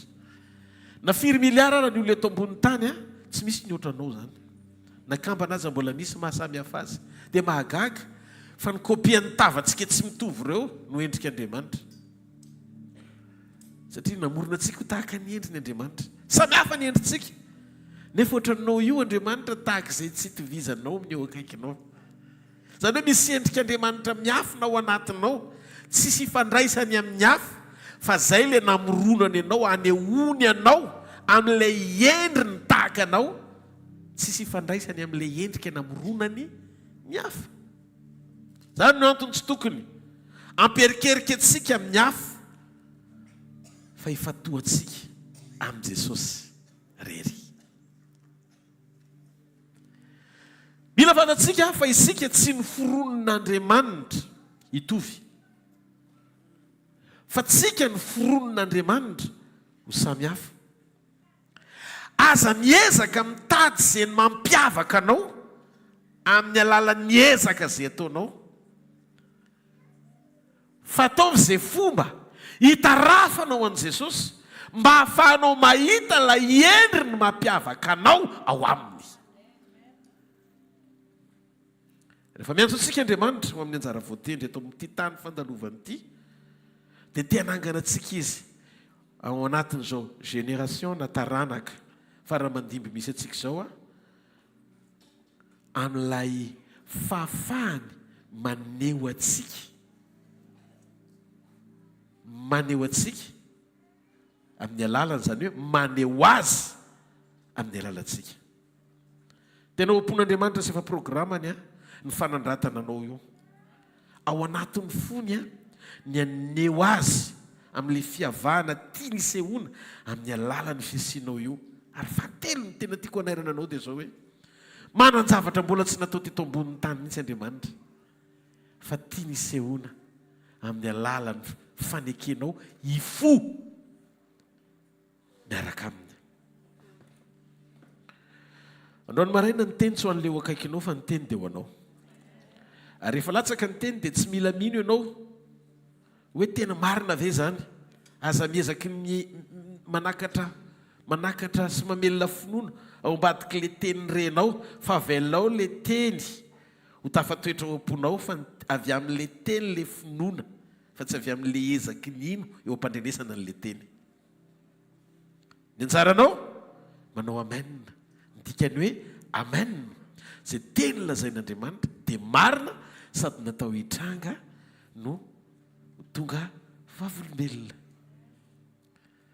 Miaino tsara fotsiny tsika dia manaiky sy manaraka izay zavatra lazain'Andriamanitra amintsika, dia mety ny zavatra rehetra sa tsy zany. Zay mahatonga Baiboly milaza raha voenao mantsy ny miaino sy maka-toa eo dia tsisy ninina azo ny tany atao ankoatra mamoaka ny vokatsoany. Isaia toko voalohany 7:20. Isaia toko voalohany 7:20. Raha miaino sy manaiky sy maka-toa ianareo dia inana ny vokatsoa amin'ny tany. Ny vokatsoa amin'ny tany tsy zavatra natao hitarainana amandohalika eo anatren'Andriamanitra no mba meo an'ny vokatsoa ny tany Andriamanitra. Fosy izy Andriamanitra tsotra mandiana fotsiny ao anaty fanekena sy fankatoavana, dia tsy maintsy hinana ianao. Jakoba toko voalohany 9:2 ka hatramin'ny 9:7. Jakoba toko voalohany 9:2 ka hatramin'ny 9:7. Fa aoko mpakatoa ny teny ianareo fa aza mpiainy fotsiny ihany ka mamitaka ny teny anareo. Ny 9:7. Fa raha misy mpiainy ny teny nefa tsy mpakatoa dia toy ny olona amin'izany tarehany eo fitaratra izy. Tanareo ny tenin'Andriamanitra dia milaza fa mamita teny izay tsy mpakatoa fa miainy fotsiny ihany. Dika fa ny tanjon'Andriamanitra dia ny anandratra ny teniny, anandratra ny teniny ao anatinao, mandra-pahatonga anao ho teny velona, ahitany hafantaratra ny fisian'Andriamanitra velona eto ambonin'ity tany ity amin'ny alalan'ny fampiasany ianao. Averiko, ny tanjon'Andriamanitra tsy anao no asandratra Andriamanitra, izay zany ny problemantsika. Raha vao hoentinao mambavaka ny fisandratana dia misy problema ny ara-panahinao, satria ianao no te hiavaka. Ao asandrato Andriamanitra mba sy promotion eo amin'ny fiainako. Mety ara-nofo be fotsiny zay. Fa mila mifandraika amin'ny tanjon'Andriamanitra ny etaetanao. Zany hoe, zao le marina, ny tanjon'Andriamanitra teny anandratra ny teniny, anandratra ny teniny ao anatinao, mandra-pahatonga anao ho teny velona ahitany hafantaratra ny fisian'Andriamanitra velona eo amin'ilay toe-panahy ny asa ao anatinao sy amin'izay fomba isehon'Andriamanitra amin'izay ampiasany ianao eto ambonin'ity tany ity. Amin'izay fotoan'izay tsy ianao le izy fa le teny miasa ao anatinao le izy. Andriamanitra dia manaisitra antsika hiala amin'ny vovoka. Izy miasa manaisitra antsika hiala eo amin'ny vovoka dia mampitoetra antsika eo amin'ny toeran'ny mpanapaka rehefa hitany fa mety tsika ary indrindrindrindra tsy hanala baraka ny anarany. Ny fisehonao mantsy eo amin'ilay toerana avo izay le fisandratanao ametrahan'Andriamanitra anao dia atonga anao ho talaky maso sy hitantaratry ny manodidina hoe mpanompon'i Jesosy ianao, mitondra ny anarany ianao ary zanak'Andriamanitra ianao. Dia izao tian'Andriamanitra tsy ho alaim-baraka amin'ny izay zavatra mbola tsy levon'ny afo. Mpanadiovana, ro karazana toetra mbola mety mamofady satria any amin'ilay famirapiratana hitarafan'ny hafa ny fisian'Andriamanitra no tonga ny olona anahaka an' Jesosy sy angetaeta ny araka aminy rehefa tanteraka ny fijoroanao ary mety ny fonao ho tarihan'Andriamanitra sy araka aminy. Salamo fahatelo amby folo amby zato ny andino ny fahafito. Salamo fahatelo amby folo amby zato ny andino ny fahafito. Vakitsika kely amin'ny anaran'i Jesosy. Ny anaran'i Jesosy Kristy avy any Nazareta, izao ny vaky ny teny. Manangana ny malahelo hiala amin'ny vovoka izy ary manandratra ny mantra ho afaka eo amin'ny zezika. Ary ny Joba toko fa 8:20 ny andino fa 5:20. Joba fa 8:20 ny andino fa 5:20 Zao ny vaky ny teny amin'ny anaran'i Jesosy. Kanefa raha izaho dia fantatra fa velona ny mpanavitra ka hitsangana ny aparany eo ambony vovoka izy. Andriamanitra dia mamboatra antsika amiratra amin'ny anjara voatendry fa itsika ny mila manaiky andeha arak'izay tian'Andriamanitra sy arak'izay lazain'Andriamanitra tsara mba izy ampitoerany antsika amin'izany toeram-boninahitra tian'Andriamanitra ahitana antsika zanan'izany. Ndaony antsika hijery kely eo boky ny Genesis toko voalohany. Genesis toko voalohany manomboka amin'ny andiny 7:20 ka hatramin'ny andiny 7:20 vakiko vetivety. Ary Andriamanitra nanao hoe misy fanazavana eny amin'ny habakabaky ny lanitra mpisaraka ny andro sy ny alina ary aoko ho famantarana sy ho fotoana ary andro sy taon'ireo. Ary aoko ho fanazavana eny amin'ny habakabaky ny lanitra izy anazava eny ambonin'ny tany dia nisy zany. Ary Andriamanitra nanao ny fanazavana roa lehibe, dia ny fanazavana lehibe ho mpanapaka ny andro ary ny fanazavana kely ho mpanapaka ny alina sy ny kintana. Ary Andriamanitra nametraka azy eny amin'ny habakabaky ny lanitra nazava eny ambonin'ny tany. Tsy ho mpanapaka ny andro sy ny alina ary mampisaraka ny mazava sy ny maizina ary hitan'Andriamanitra fa tsara zany. Dia nisy hariva ary maraina ary andro faefatra zany. Ary Andriamanitra nanao hoe aoka ny rano ho be zava-mananaina ary aoka izy vorona nidina ambonin'ny tany eny amin'ny habakabaky ny lanitra. Ary Andriamanitra nahary ny biby vaventy anaty rano sy ny zava-mananaina mihetsika rehetra izay efa betsaka ao amin'ny rano samy araka ny karazany avy ary ny voromanidina rehetra samy araka ny karazany avy ary hitan'Andriamanitra fa tsara zany. Ary Andriamanitra tsodrano azy hoe maro anaka sy mebe tsara mamenono rano eo amin'ny ranomasina ary aoka ny vorona iamaro eny ambonin'ny tany. Dia nisy hariva nisy maraina andro 5 zany. Ary Andriamanitra nanao hoe aoka ny tany amoaka zava-mananaina samy araka ny karazany avy dia biby fiomy sy biby mandadina mikisaka ary bibidia samy araka ny karazany avy dia nisy zany. Ary Andriamanitra nanao ny bibidia samy araka ny karazany avy ary ny biby fiompy samy araka ny karazany avy ary ny biby rehetra izay mandadina mikisaka amin'ny tany samy araka ny karazany avy ary hitan'Andriamanitra fa tsara zany. Eto amin'izay andininy 4:20 andehantsika nimorona olona tahaka ny endritsika io izy Andriamanitra tahaka ny tariantsika ary aoka izy anjaka amin'ny hazan-drano eo amin'ny ranomasina sy ny voromanidina sy ny biby fiompy sy ny tany rehetra ary ny biby rehetra izay mandadina mikisaka amin'ny tany. Ary Andriamanitra nahary ny olona araka ny endriny tahaka ny endrika Andriamanitra no namoron'Andriamanitra azy ary lahy sy vavy no namoronany azy. Etsika mijery ny fomba fisainan'Andriamanitra teo ampamoronana. Ary miainga avy amin'izay ny andraisantsika lesona androany hoe ao anaty fiombonako amin'Andriamanitra, inona no ndraikitro, inona no efa nataon'Andriamanitra, ary inona ny zavatra lehibe sady goavana miandry aoriana ny fanekeko ao anaty fiombonana ny fitarihan'Andriamanitra, tsy maintsy hitranga fa tsy hoe vokatry ny etaetako amam-bavaka fotsiny na faniriana ato anatin'ny foko mba tiako tanteran'Andriamanitra. Namorona zavatra maro tsara tarehan'Andriamanitra amenona ny lanitra, amenona ny tany. Ary zavatra rehetrarehetra amin'ny foronindreo dia nampitoeriny amin'izay toerana mendrika sy tandrify azy tsara. Mahavariana fa ny trondro tsy nataon'Andriamanitra eny amin'ny habakabaka, na ny kintana nataony eny anaty rano, fa ny trondro ao anaty ranomasina, ary anaty farihy feno trondro. Izany mahatonga amintsika foana hoe aza lany andro mijery sy miady hevitra ny amin'ny olona eo akaikinao amin'izay toerana nametran'Andriamanitra azy. Ny vorona izao dia napetraka Andriamanitra eny ambony tontolo eny izy, ny olona eto ambonin'ny tany. Dikan'izay misy toerana ho anao foana ao am-pon'Andriamanitra. Ary tamin'ny andro faefatra Andriamanitra dia namorona zavatra tena mahafinaritra. Ary teto izy namorona ny atao hoe fanazavana na luminaire zany fiantsoana azy amin'ny teny frantsay. Ny masoandro, ny volana, ny kintana, ireo no atao hoe fanazavana. Ao amin'ny Genesis toko voalohany 4:20 ka hatramin'ny 7:20. Andriamanitra nanao fanazavana hanazava ny voary rehetra. Dia ozy izy ny tompo hoe amin'ny 7:20 izay, aiza ary ny asiko azy ozy izy. Miasa sain'Andriamanitra rehefa vita ilay zavatra mazava ireo. Ozy izy, ary Andriamanitra nametraka azy, Andriamanitra nametraka azy eny amin'ny habakabaky ny lanitra hanazava ny ambony tany 7:20. Toy izy Andriamanitra, aiza ary ny asiko an'ireto zavatra mazava tsara tarehy be reto. Ataoko any anaty rano ve? Sa ataoko eny anosy? Eo amin'ny le sary ampovoanina nosy iny. Dia ozy izy hoe tsy mety, fa tsy tandrify an'le zavatra ny foronina le toerana nametrahana azy. Masoandro, ny volana, ny kintana. Dia ozy izy Andriamanitra, ho ataoko eny amin'ny habakabaky ny lanitra ireo mba afaka hanazava ny tany.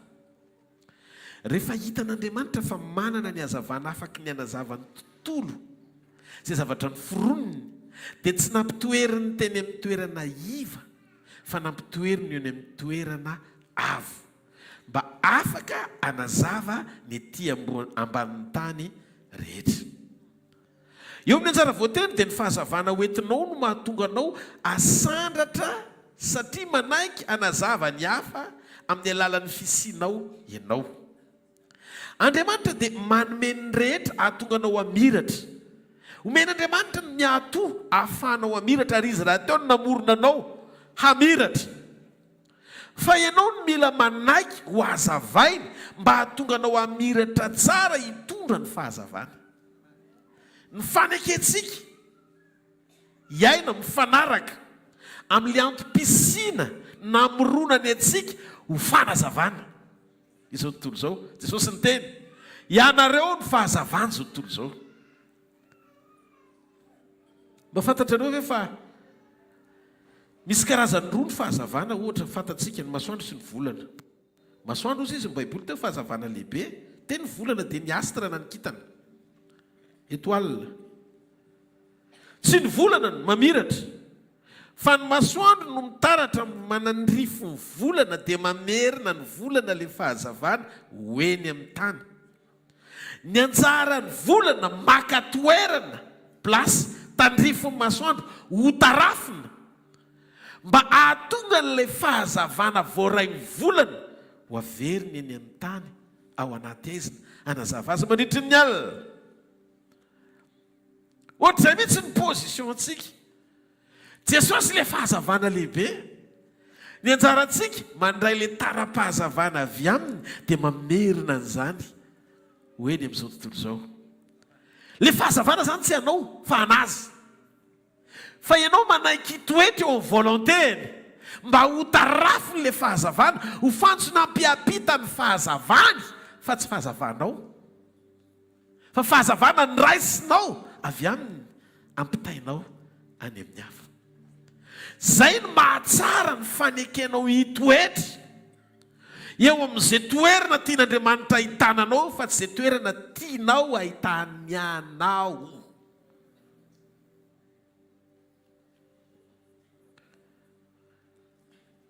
Mba tianao fantatra ve fa rehefa tsy manaiky azavy ianao satria nefa ianao mitondra fahazavana ao anatinao dia na ianao zay ampoule brûlé na ianao zay ampoule tsy connecté amin'ny courant. Teo izy Jesosy rehefa tsy mirehitra ny jiro dia azo ampirimina ny ambany fandriana na ao anaty vata famarana.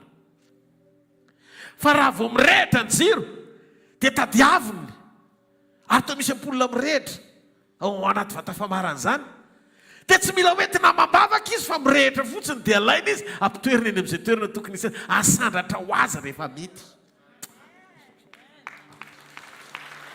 Zavatra zany no mahatonga an'le hoe firehetana fisandratana tsy zavatra mila hoentinao mambavaka hoe asandrato Andriamanitra ataovy miavaka Andriamanitra mba ataovy tanteraka eo fiainako ny fisandratana avy aminao. Tsy mila hoentina mambavaka ny fisandratana, tsy mila hoentina mambavaka ny fisandratana. Fa raha hoentinao mambavaka re dia misy problème ianao zany satria mety ho aranofo isongadinanao le fisandratana tadiavinao. Fa raha fisandratana amin'Andriamanitra ny tanany mihitsy ny hakanao rehefa manaiky aniratra fotsiny ianao. Mirehitra dia miazava zay nina tonga azy ny teny mitsangana miazava dia efa tonga ny fahazavanao ary le voninahitry Jehova efa hiposaka aminao. Indro ny aizina manarina ny firenena fa ianao tsy eo anatin'le aizina manarina ny firenena fa ao anatin'le fahazavana ao amin'ny Kristy. Problème antsika nenay tsy manaiky hazavaina. Rehefa tsy manaiky hazava ao amin'ny sitrapon'Andriamanitra ianao dia mitoetra eto tany any. Io le toe-po mifikitra amin'ny tany. Io le toe-po tsy lasa lavitra fa eto tany na fifantohana na fomba fijery, fomba fisainana, fanantenana. Raha vao zavatry ny tany dia marary. Raha vao zavatry ny tany dia tena re mihitsy hoe ory mifikitra amin'ny tany ny fon'ny olona tsy mamiratra ao amin'Andriamanitra. Rehefa manaiky tsika ny amiratra hitondra ny hazavan'i Jesosy ho an'ny hafa dia zao mananatra antsika ho azy izy. Zany mahatonga milaza amintsika hoe aza miazakazaka manenjika fisandratana avy aminao fa ho reraka ianao. Miazaka za mba hijoro ho fantsona zavany hafa amin'ny famiram-piratana fa hanandratra anao izy. Izy manandratra anao. Rehefa mamiratra ianao ka mety amin'Andriamanitra dia tsy izy mihitsy no ametraka anao any amin'ny toerana any amin'ny toerana tsy sahazanao fa izy nitaitra mahita ny fahazavanao anandratra anao ka ametraka anao amin'izay toerana tena mapety anao satria ny tena mazava dia tsy azo apetraka amin'ny toerana hafa akoatry ny toerana hafa anazava amin'ny manodidina azy. Zany hoe le antom-pisina avy amin'ny fijoroanao ho amin'ny tanjona anekenao handray ny fahazavana dia atonga anao amiratra eo amin'ilay tontolo misy anao, atonga ny tanan'Andriamanitra mitsotra anaisitra anao any amin'izay toerana tsy tokony hipetrahanao fa any amin'izay toerana tena mendrika ara-panandratana ametranao satria anazava amin'ny manodidina anao. Tonga ny fotoana mira-piratanao ry zanak'Andriamanitra amin'ny anaran'i Jesosy. Ary rehefa mamiratra ianao dia zava ary tsy maintsy ho asandatra ianao ary aza taitra fa tsy maintsy toerana avo no ametrahany ianao. Azavao zahay amin'ny fijoroanao. Tenenao akaikinao azavao zahay hoe amin'ny fijoroanao. Amin'ny fahitsianao hoe amin'ny fahamarinanao. Azavao zahay hoe amin'ny fanomezanao ohatra tsara amin'ny fiankohofana marina. Azavao zahay hoe amin'ny fahitana hitaratra fa velona ao anatinao Jesosy. amen. Amin'ny teny mpahamarinana, amin'ny asa atao, amin'ny fanompona, amin'ny hafanana ho an'Andriamanitra, amin'ny fijoroana araka ny sitrapony, amin'ny fahatahorana an'Andriamanitra. Aza vao zay. Fahazavana hoentsika dia tsy fahazavana avy amin'ny teny tsara lahatra eo am-bavantsika ampahery ny hafa. Tsy teny anovany saina no mamaky an'Andriamanitra, fa fiainana mpitaina nova fo ahitana an'Andriamanitra. Raha tiantsika ny fisandratana dia manomboa mazava fotsiny. Arakaraka ny fahazavana amirapiratra ao anatinao no atonga an'Andriamanitra anandratra anao bebe kokoa. Dinga ny fisandratana zany dia misy ifandraisana amin'ny hazavana hoentinao, tsy amin'ny teny zaraina fa amin'ny teny iainana. Rehefa mitombo le fahazavana dia manomboka men'Andriamanitra fahafahana miakatra ambonimbony kokoa ianao, satria mihitatra arakaraky ny alehibe le hazavana ny fahafahany aizina miala amin'ny alalan'ny fisianao eny an-tanany. Hitanareo mahatonga amin'ny masoandro tsy azo atao manakaiky ny tany, miredritsika satria mazava loatra izy. Afo tsy levona ny masoandro, ary tena faran'izay mafana dia mafana ny afo meny masoandro. Dia zao tsy maintsy mipetraka eo amina toerana voakajy tsara izy mba tsy handoro, ary tsy miazo miala lavitra izy ndro tsisy fiantraikany. Fa atreto ny fahazavany masoandro, ny fahazavana farany lehibe indrindra anazava ty tany misy antsika ity sy ty planeta zay misy ny olombelona atao hoe tany ity. Zany hoe raha diky rehefa mitombo le hazavana dia tsy maintsy asandratra ambony kokoa ianao, satria tsy mety ho an'le hazavanao so mandoro ny hafa raha midy eo amin'le toerana anay. Tsy possible zany, ny anjaranao zany mampitombo kapasité na fahazavana ao anatinao mba hahafahan'le fisandratana eo amin'le toerana ambonimbony kokoa anazava mihoatra fa tsy voafety eo amin'le nisy ianao teo aloha. Io fahazavana io tsy zavatra hoe ety ivelany, le izy taditio tsika tsy miezaka ho tsara ety ivelany, fitsika manaiky andray an'le teny fiainana hovaina ato anatsika hifanaraka amin'le fahatsarana tena tiany anehoanantsika amin'ny alalan'ny fisitsika eto an-tany amin'ny mampanompon'Andriamanitra antsika. Alleluia. Mahita an'Andriamanitra androany maraina hiasa nazavanao bebe kokoa, ary ianao manaiky antsafidy androso ao amin'ny fahazavany. Eo tendrombohitra hono ny toerana misy ny olona izay mazava, satria fanazavany zao tontolo zao tsika dia ampitoerana eo ambony tendrombohitra. Matio 5 eny jereo hoe ny 470 ka 520. Ianareo ny fahazavany zao tontolo zao tsy azo afenina zay tanàna miorina eo tamin'ny tendrombohitra 520. Ary koa tsy misy olona mandrehitra jiro ka mametraka azy eo ambany vata famarana, fa petrany eo amin'ny fanaovan-jiro ka dia mazava amin'izay rehetra ao an-trano izany. Andriamanitra zany tsy mametraka antsika eny amin'ny toerana tsy tokony saza antsika rehefa mirehitra tsika eo amin'ny toerana ambony avo no nolazain'i Jesosy eo Mateo 5. Tsy ampitoerana any ambany any ianao fa apetraka any ambony any ianao. Rehefa tonga amin'ny fanazavana ary manaiky ianao ho fahazavana dia tsy ampitoerana any amin'ny toerana ivy ianao fa toerana avo no ametrany ianao. Jesosy nilaza fa rehefa tsy mazava ny jiro dia azo ampirimina eo ambany fandriana izy, fa rehefa mirehitra tsy mazava izy dia tsy maintsy atao amin'ny toerana avo, satria tsaza azy ny afona any amin'ny toerana tsy hita, manjary tsy mahatateraka ny antom-piasiana izy. Zany zavatra zany tsy mila hoentina mambavaka. Zay mahatonga ny fisandratana tsy sujet de prière antsika, fa misy zavatra raha misy zavatra tsy milamina ao anatinao satria haranofo ianao dia izay zavatra izay misakana mahatonga ny fisandratanao tsy iseho, satria misy zavatra takian'Andriamanitra hananana mba tsy handisy fanantenana azy. Andriamanitra nefa voafitaky imbetsaka. Nita izy ohatra any Solomonina fa rehefa voata Solomona ka nanan-karembe dia nanadino azy. I Adama no nanana ny fahafenoana tao edena fa mahagaga voankazo anankiray, hazo anankiray no nandraran'Andriamanitra sy hohaniny fa iny ny azaka zany nefa tao anaty fahafenoana izy. Fa nahavariana Jesosy tany amin'ny dezera nalay mpanana nefa Adama tao amin'ny fahafenoana. Teniko teto zany tamin'ny heriny. Fa tany amin'ny dezera Jesosy nitambazana madika ny mofo, vato tonga mofo ao anaty anoanana. Vitany zany fa tsy nataony. Satria tsy maika izy hevitra ny tenany fa ny omana izy hevitra anao. Mba fantatrareo mahatonga azy mampandresy ny olona izay ilay mpanahy satria nandresy fakam-panahy izy. Raha misy zavatra tsy resinao dia aza manantena ny tory ampandresy ny hafany zany.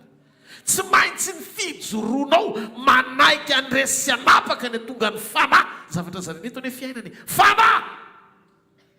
Raha fanahy no ampitaina tsy fahalalana no ilaina fa fiainana ampitaina ho anaty fanahafana ny Kristy. Tsy mahareteka ao an'Andriamanitra. Tsy mahareteka ho an Jesosy. Halleluja. Tsika mila mijoro mba ahafahan'Andriamanitra mahazo aina. Zay le firetana ao anaty fijoroana. Mba fantatrareo ndresaka teto omaly mikasika momba ny afo. Sekre momba ny afon'Andriamanitra. Fa rehefa voadio ianao ao anatin'le afo, mijoro ianao dia tsy manan-kery aminao le afo. Ohatrany hoe manan-tsaina le afo. Rehefa ilaina izy ao anaty fitsarana dia mandevona. Rehefa ilaina le afo ao anaty fijoroana dia tsy mirehitra, dia tsy mandoro. Misy olona ao anaty baiboly sadaka misaka Abednego natsipy tao anaty laforina fanaina impity fa tsy may. Satria ndirehitra ho an'Andriamanitra ny fijoroana. Rehefa tanteraka zany ny fanadiovana anao dia lasa tsy mandahitra aminao ny afo izay mandoro ny hafa. Satria raha afim-pitsarana ho an'izay nanipy le afo dia lasa afo panamarinana ho an'izay mijoro.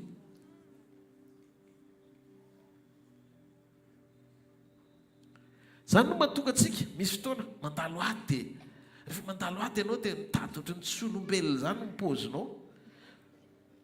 Ny antony tsy maharitra afo ny olona izay tsy mijoro ao amin'ny sitrapon'Andriamanitra. Jereo Jesosy fa na dia efa ho faty azy dia mbola hiteny amin'ny endriky ny tompo foana hoe tsy kivy izy. Efa voadariko ny olona mitomany ny vehivavy tao Jerosalema latsaka ny ranomasina. Tsy rary zao ataonao zao. Ianao ne ka nanisy soa fa tsy nanisy ratsy teto Jerosalema ko maninona ny jaba nampahiratina malena nefa zao no atao anao tsy rary. Dia nitodika izy sady efa kopaka satria fatany mission-any. Kopaka izy amin'io. Azy izany tomanina fa ny tenanao sy ny taranakao itomanina. Nefa ianao raha vao misy fahavoazana kely zaranao aza misy olona mitomany ho anao satria izay no micomprendre anao anaty problème.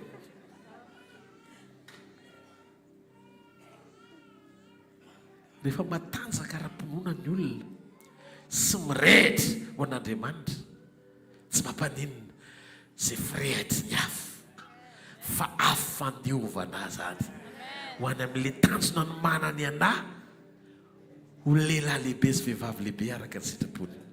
Ny antony tsy mandalo afo ianao raha tsy fantatr'Andriamanitra hoe feno. Andriamanitra tsy mandoro legioma zany. Fa Andriamanitra mato mampandalo afo anao fatany fa volamena ianao. Arakaraky ny toerana ela ao anaty afo mamoaka ny tombam-bidy sy ny valeur mampiavaka azy. Ary melafo izy rehefa mivoaka avy ao taloha noho ny nidirany talohany nidirany ao anaty afo. Ny volamena raha mbola brut feno vovoka, feno fasika, feno inona taimby. Fa rehefa mivoaka avy ao izy pur. Dia vidiny pur lafolafo noho izy mbola baloto. tediavinao lanjaina miaraka amin'ny fahatsarana daholo zao karazana farany tsy nanentinao avy any ivelany zao. Toy izy Andriamanitra tsy maintsy dorana no mba hitsana mba hisehoany le tena fahatsarana. Zay mahatonga azy manefy anao amaina. Misy toerana anankiray tian'Andriamanitra metrahana anao, tsy tokony tantaratra ao anatinao intsony raha felonana. Raha fahakarana tsy tokony ao intsony. Tsy tokony hita soritra intsony reo avinavina. Le fitoerana eo amin'ny nofo mihitsy mahatonga le promotion tsy mitranga satria sakana ho amin'ny famirapiratana. Hitanareo rehefa manomboka ame rafinenatra amin'ny petrôle ka tonga lasatsy mampatahotra. Satria mety raha lasa gazy moa vao may loza. So dia tretretinareo re fofona gazy reny le produit atao reny mba halalana fotsiny hoe tsy midiny gazy. Sady tsy renao fofony tsy hitanao paoziny fa rehefa efeny fotsiny tranoko amin'ny rehetra izy dia hitanao hitonaka amin'izay hoe tontolo afaka iny nisy anao. Tsy marety eka ao an'Andriamanitra. Alleluia. Ka arakaraky ny aneketsika ho dioviny le afo maneho an'le famirapiratana miamazava. Miamazava, miamaivana, nefa ranany bola faran'izay ngeza ianao. Amen. Tena tsy azo satana raisiny. Hitanareo a rehefa miamafana ianao ka miamitombo ny hafananao dia zao vilany mangotraka tsy petrahany lalitra zany. Tsy petrahany lalitra zany vilany mangotraka. Niodio fotsiny izy dia lasa satria tsy tia hamono tena izy. Noho izany devoly raha manakaiky anao rehefa tonga ny fotoana tena irehetanao hafanana ao amin'i Jesosy. Tsy manam-potoana avy efa vita tsara amin'ny fanadiovana. Tsy sa manatonatona anao izy satria fantany fa fahafatesana ho azy ny fanakekezana anao satria efa tsy anao tsony velona. Fa Kristy velona ao anatinao. Amen na satsy amen. Alleluia. Andriamanitra ny amin'izao mitady olona ohatran'ny Josefa reny. Ohatran'ny Josefa. Josefa nakalaina dia vao mainy tiany rahalahiny foana.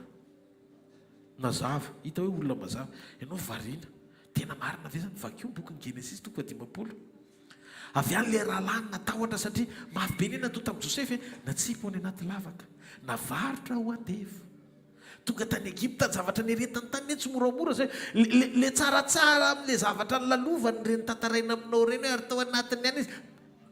Raha tantaraina baiboly ray manontolo tsy ampy hoe ary Josefa ny felan'ilay zany mety tamin'izy andevy mety nandalo daroka mety feno fotaka tao fa zany hoe mahavariana fotsiny hita soritra eny amin'ny endriny hoe Josefa nandevozana fa tsy andevo.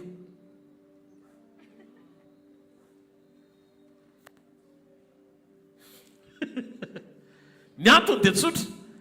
Tao anaty fanandevozana izy mbola hita soritra eny amin'ny endriny fitsikina. Ohatry hoe tsy misy olana izy nefa raha tantaraina aminao zavatra mitrangy ny fiainan'i Josefa ianao ny teny fa tsy hita soritra eny amin'ny endriny mihitsy. Zany lazaiko aminareo fa zay no nahatonga ny vadin'i Potifara tara taminy.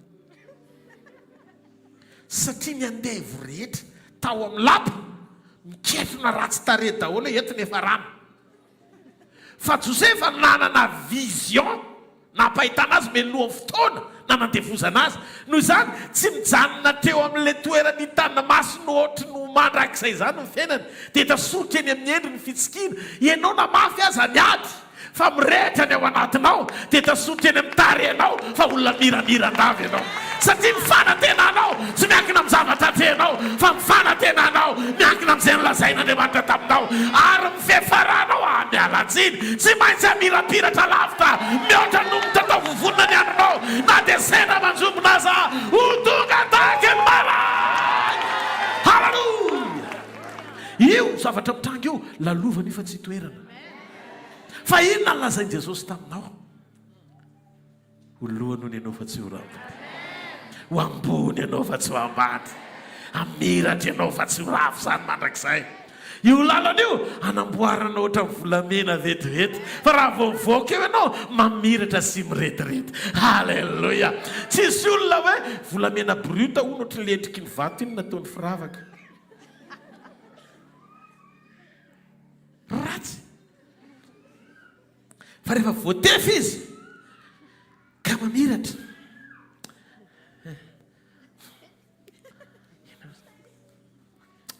mamiratra le izy ianao.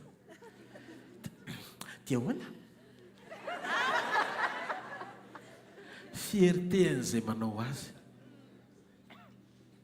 Halleloja.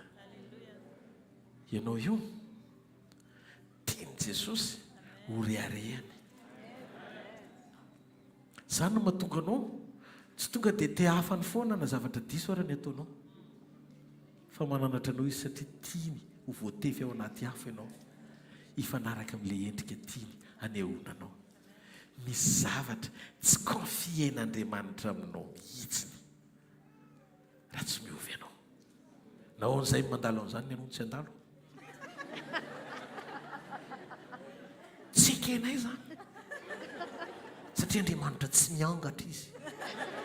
Ataovy amenna moa e, asiotehaka ho azy. Halleluja. Halleluja. Tsy maintsy miara-miovy tsika eto. Misy lalana ny nandehanana tena hitanao hoe mety be zany ara-nofo, fa arakaraky ny androsoana totra nresy any be ny tanàna. Amen na sa tsy amen? Dia fely le teny ianao isan'andro mitomany an-tongotra tombotombo. Misy olona mitomany ho amin'ny fiainam-piovany ifanaraka amin'ny sitrapon'Andriamanitra, fa misy olona mitomany amin'ny sitrapo ara-nofo tsy tanteraka. Aza mifangiry firiany io nofo be io foana, zay tsy sakaizanao sady amadika anao no mbola hovaina fa tsy araka aminao, fa hovovoka ny farany io raha ohatra ka tsy hovana vetivety. Amin'ny fotoana iverenan'i Jesosy. Ny dikan'izay tsy namanao io mba tsongo kely eny io dia teneny ianao koa hoe zany mahatonga Paoly ny teny asiako mafy ny tenako mangana. Paoly zany tsy nanao bokosa amin'olona hoe asiako mafy ianao androany ho mangana, fa Paoly fa inona mahazo amin'ny Paoly adalanga nasiny mafy ny tenany ho mangana, dia nandevoziny tsy niandry amin'ny Potifara kory izy nandevoan'i Josefa, fa Josefa na nandevo tena. Fosy izy Paoly tsy miankina amin'ny zavatra fantatra ilay izy satria na dia nitory tamin'ny sasany aza. Dia hozy izy Paoly ho lavina kosa. Wow, Paoly apôtra nitory momba ny grasy, ny matahotra tsy ho tafiditra fa ho lavina. Paraingo a misy vesatra eo amin'ny nofo dia hiazona anao tsy hifankahita amin'ny Jesosy. Matoa Paoly ny taraina ny ady tamin'ny tenany, tsy namanao io. Amin'ny fotoana tokony hakalana, zay ny alalana fa nandalo ny fandiovan'ny afo ianao, satria tsy mahay mankahala fa be fitiavana. Amin'ny fotoana tokony hakalana zareo ny fitiavana.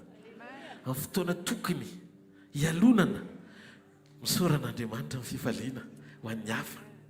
Amin'ny fotoana tokony tsaratsarana ny hafa madiova fieritreretana. Tonga dia oko présent ara-potoana ny zavatra rehetra. Raha zay ny zavatra iainanao dia zay profim-panehoana fa olona nandalo fanadiovana ianao. Amen.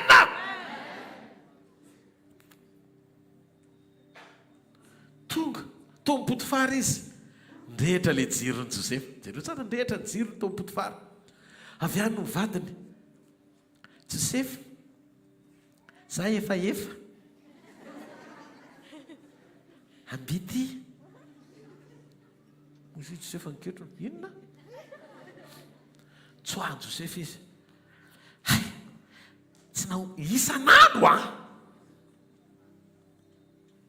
Fozy Josefa, isan'andro ho fakapanahy, fa zao koa tompo, isan'andro koa ny filako anao. Isaky ny fo marainy Josefa dia efa manomboka kivy satria inona indray no ataon'le raha matoty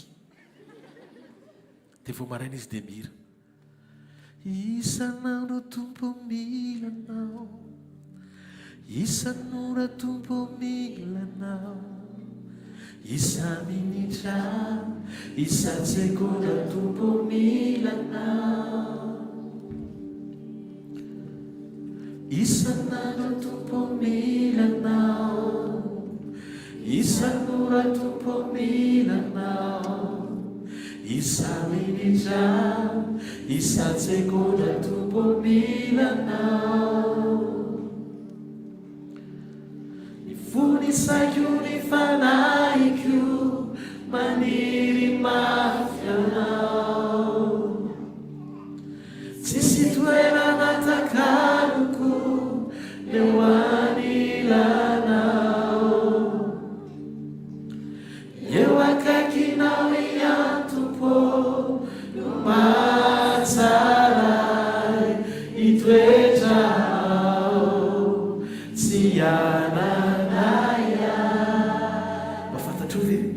tsy fakam-panany lalovanao dia nisy olona ohatranao na vita nanda azy dia jereo fiafarany fiainany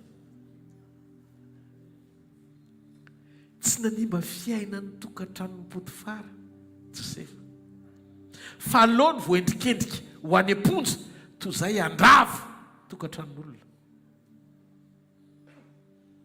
joro Josefa mitondra le fahazavana tokantrany amponja indray izy mbola mirehitra ihany le jiro zany hoe le jiro zany mirehitra foana ao anaty aizina inona le aizina avy any indray le mpanao mofon'ny farao sy ny mpitondra kapoaka nanofo ireo nazavainy Josefa indray atany amponja zany dia tsy manan-javatra tao akoatry manazava ny hafa fa tsy hoe vao nahita fo zany somary rotodrotika tsoroko aminao fa raha vao ohatra ka naloto ny fony Josefa dia tsy afaka nijery Josefa hoe iza le olona misy problema tokony ho ampiny satria tonga dia maizina ny fony Egiptianina indray reto mitena mitsotra aminao fa zavatra misy zany tsy te herika Egiptianina fa Egiptianina mihitsy ny nandona sy nanendrikendrika tonga tato fa ozy izy vao tonga tao zay manana problema nisy an'izao nadika ny nofondreo jany no fanazavana foana izy dia inona ny zavatra niseho raha vao tafavoaka itinareo dia tsaroa satria efa hitany eo tafavoaka ireo dia zay no natonga ny Josefa nitsika satria raha ny hafa raha nampahitan'Andriamanitra azy eo tafavoaka izy ve tsy hivoaka dia tsy haiko hoe hitanareo zany manky ny tsy fisian'ny finoana ao anatin'ny olona ny fahamarinan'ilay Andriamanitra zay mitondra ny fiainana no tonga ny olona mbola minegosy amin'ny devoly ao anatina toetra tsy izy tafitifititry ny fankalana fialonana fampitana amin'ny fiainanao amin'ny hafa aza mandany fotoana amin'izany fa mamony jiro moa zany mahatonga le jiro rehefa ho avy mipapakatra le solika tokony fitaizy iny lasa lany satria ny erikerenao iny tokony ho tehirizinao amin'ny fitsana mipapakatra lasa nitadiavanao vitsika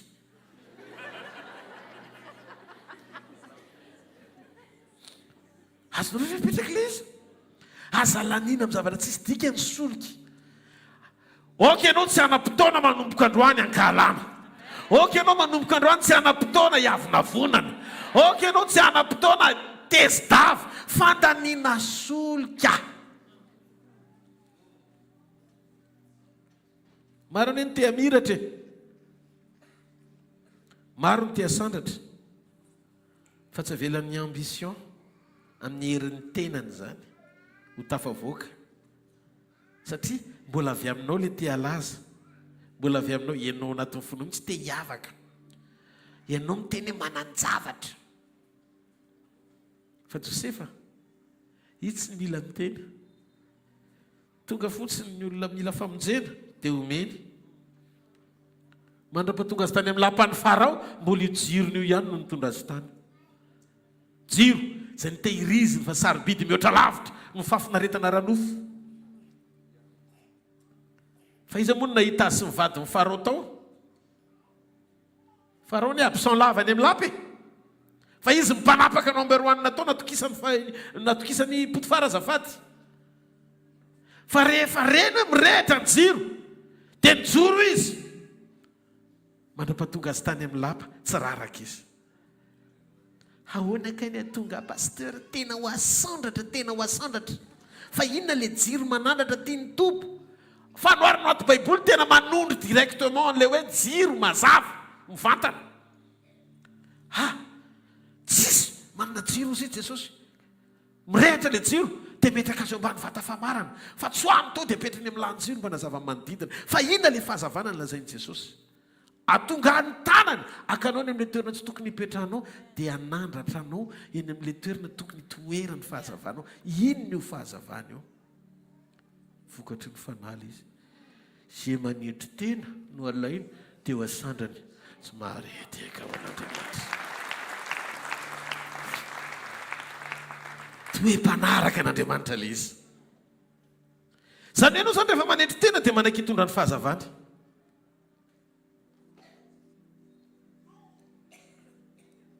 Zay indray ilay feo mba miangavy ianao avy alao rô teny hivoaka ra-potoana ao anatinao dia hita hoe mirehatra ianao.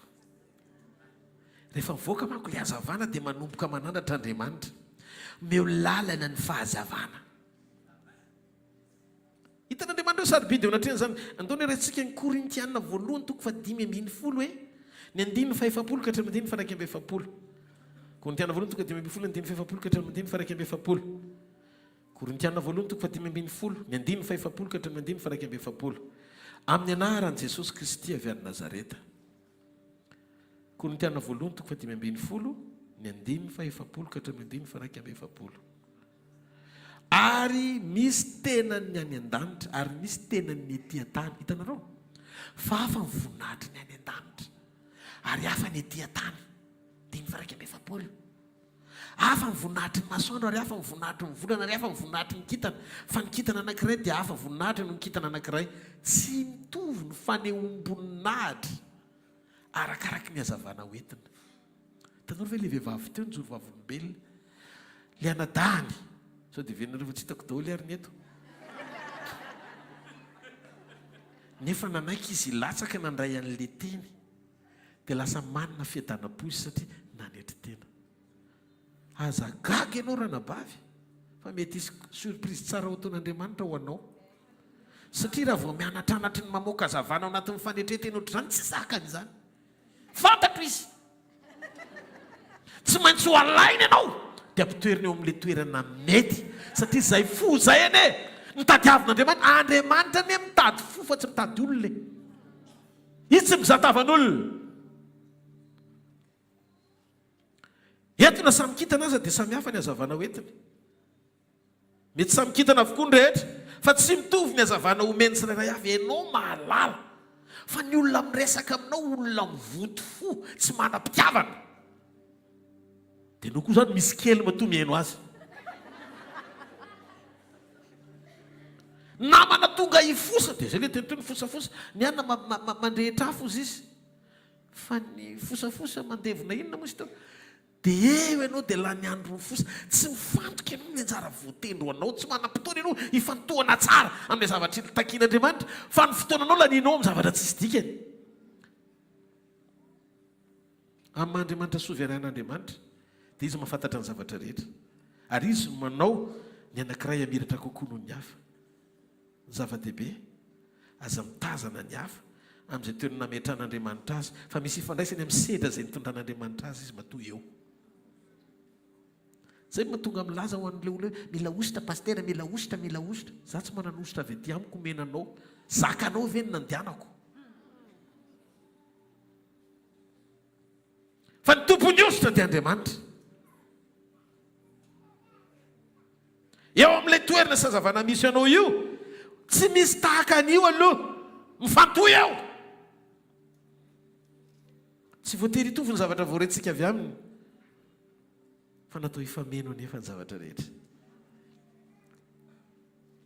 Ny prinsipa ny fahalehibiazana aza maikiny hoe ka izy anie tena mahafinaritra be mijery izy nefa tonga eo amin'izay ilan'andriamanitra azy aloha ianao mety eritreretinao hoe any amin'ny farany fa izy ny milaza aminao fa ny farany na ny voalohany no maritra ny arive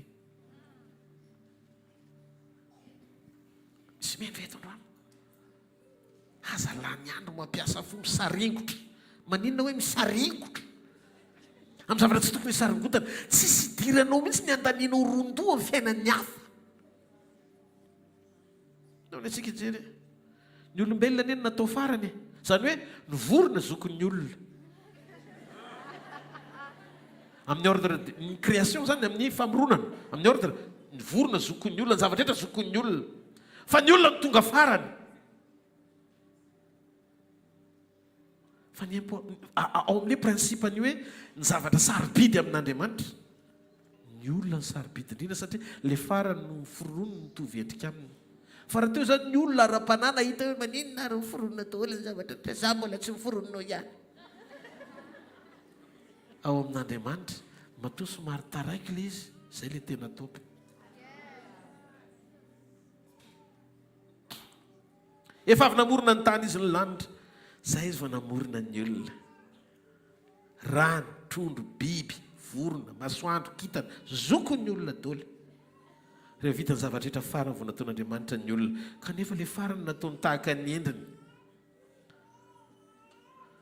tamin'ny filarany famoronana ny olona ny farany fa amin'ny fanapahana ny olona ny voalohany amin'ny endrim-pahariana ny olona ny tahaka ny endrik'Andriamanitra nefa farany fa ny voalohany rehetra nataon'Andriamanitra tsy nisy mitovy endrika aminy na ray ary Andriamanitra tsy mitovy amin'ny vorona Andriamanitra mitovy endrika amin'ny olona ny sarobidy indrindra no ny forono farany noho izany ohatra somary taraiky aza mandoto fo amin'ny hafa dia ovony fonao feom-pikarakarana n'le tena tsara mbola tsy hitany maso sy ny renesin'ny sofin'Andriamanitra na niditra tao am-pony izaniza ho anao izy fa zao ty attention vetivety kely devolo le miteny ianao aneka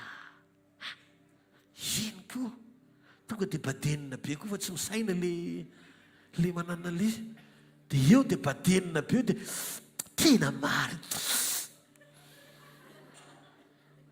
dia iny ianao dia tezitezitra tsy amin'apaha manodidina anao sarobidy sy eo am-pony ianao mety ianao farandrindra fa ianao ny voalohany rehefa mahatratra ny eo am-pon'Andriamanitra amin'ny anjara voatendry dia tadidio ny divay tsara no atao voalohany vao ny ratsy fa voatongo Jesosy ny divay tsara ny farany ray noho ny voalohany matetika Andriamanitra dia mametraka ny farany voalohany Matteo 20:20 dia Jesosy ny farany voalohany ary ny voalohany ny farany aza-kify fa mety manomboka farany ianao fa iza ny mana-po fa ianao no mety tonga voalohany any amin'ny arive mba tianao fantatra ve le jiolahy tao ankavanan'i Jesosy jiolahy faran'izay ratsy mpamon'olona ry Petera efa niaraka tamin'i Jesosy teny zany voalohany sy Petera zany voalohany zao fa rehefa tonga amin'ny fotoana nahafatesan'i Jesosy tsy Petera ny tonga aloha tany am-paradisa fa le jiolahy ny farany ny voalohany saranga tsy marety aika ao n'Andriamanitra tsy marety aika ao n'Andriamanitra zao fotsiny aza everina fa fandanim-potoana ny vavaka fa ny vavaka tsy fandanim-potoana fa fanomezana fotoana ho an'ilay tompony fotoana raha ny zavatra anankiray nomen'ilay tompony tehirizinao somena ho an'ilay tompony dia ampitombo izy ilay zavatra nomena ho mihoatra no ilay nomena ianao teo aloha tovaro tsara ny tanan'izay miaina ao amin'ny mpanjaka voalohany toko 20:1-7 fatatsika tsara io tantara io tsy ho tantaraiko hoe lavabe fa manjary lasa tapitra ny fotoanantsika fa mbola ndray fanasany tompontsika Eli sy Aba vao vita latsaka ny afo ny rehetra teo amin'ny altara voalaza fa Jehova no Andriamanitra vavaka amin'izay Eli ka hitanareo le afo zany confirmation fotsiny hoe miaraka amin'ny Eli Andriamanitra ary ny Andriamanitra Eli no Andriamanitra fa tsy ny Andriamanitra Aba fa lasa Eli rehefa avy eo mivavaka ny valim-bavaka tena ilaina ho an'ny orana satria ny telo taona sy tapany ny antony ny orana mivavaka izy teo am-piovana izy nahita raha ao ohatry ny felan-tanana kely anankiray teo izy amin'izay Eli maintsy mipanompony andana teneno Aba asavy mandeha meloa izy fa mandeha sady avy sasasasan'ny orana be nefa mbola tsisy ninina. Ny firetanao mahatonga amin'ny masonao hifankahita meloha amin'ny zavatra mbola tsy hitanizaniza. Ny firetana mitondranao amin'izany.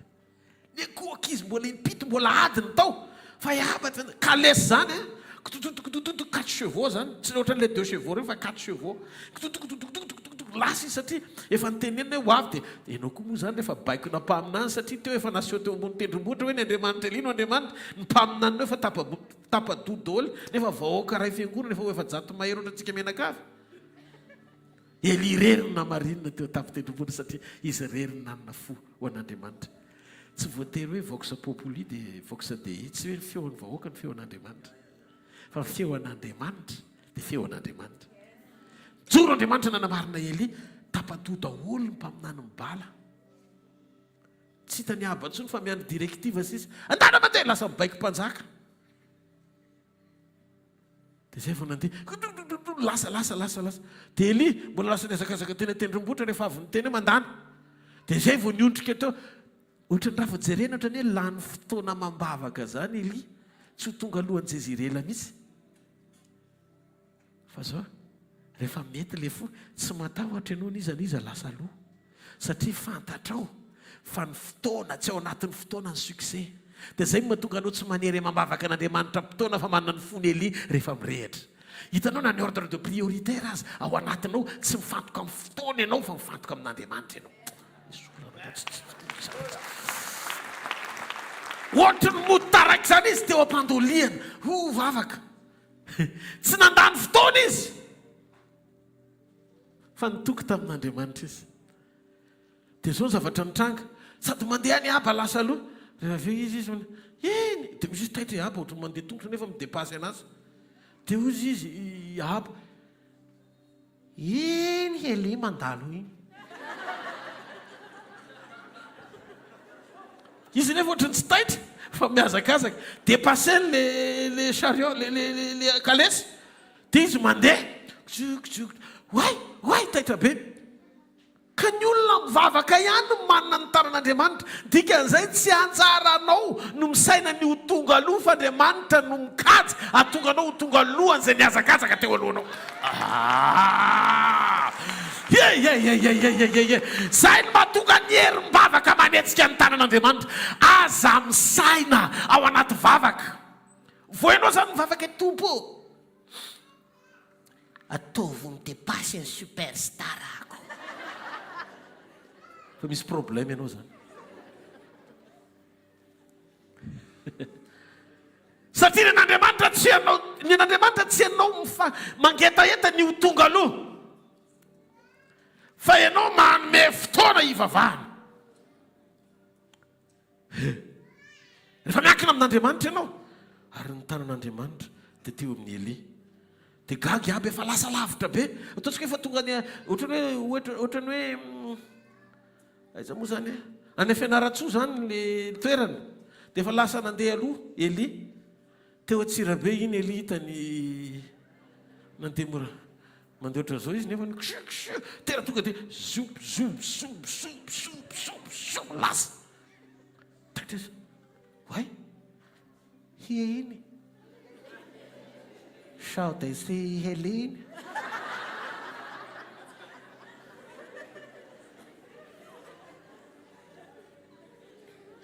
gaga izy way iny Eli mandalo iny na izy ara surpris fa ngamo izy mbola tsy mivavaka nga izy teo. Ega rô fa dia ny fiagnara zao mifankahita e.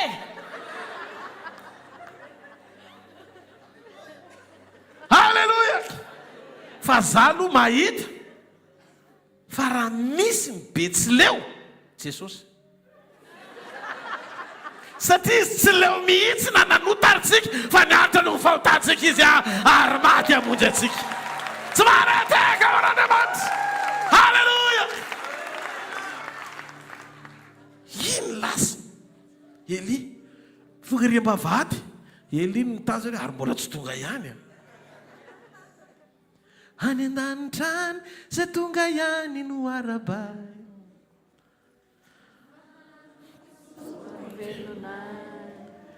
mihetsiketsika fa manany any akoatra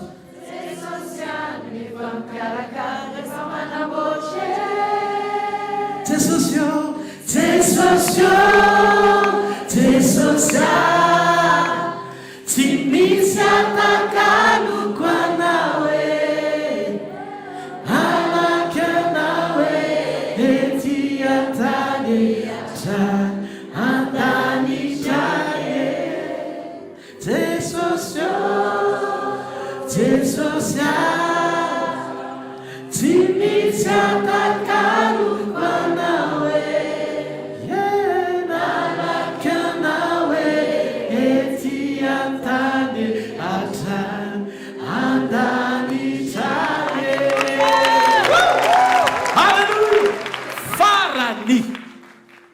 Andriamanitra ny ekilibra Andriamanitra. Rehefa feno fepetrany firaisantsika eo amin'izay toeram-panindrena hitondrana Andriamanitra antsika ka mirehitra ny jiro miseho ilay fahazavana dia izao ny zavatra nitranga. Tamin'Andriamanitra nikarakara ny lanitra ohatry ny niseho santira ny tany hoe adino izay satria mifantoka tamin'ny lanitra Andriamanitra. Dia tamin'Andriamanitra nanamboatra ny tany indray nitomany ny lanitra ary izay toa tsy kitihany intsony. Vita ny tany, vita ny lanitra. Tan samy nalahelo teo. Dia samy ohatrany hoe ny lanitra ny teny izay tsy mila ny tany. Dia ny tany koa ny teny izay koranga ohatra ny tsy dia nanona fa izay fa navita fa nataon'Andriamanitra koa izay samy manana ny ambopony. Lasa hoe tsara ianao. Dia ozy Andriamanitra tsy maintsy ampihavaniko ny tany sy ny lanitra.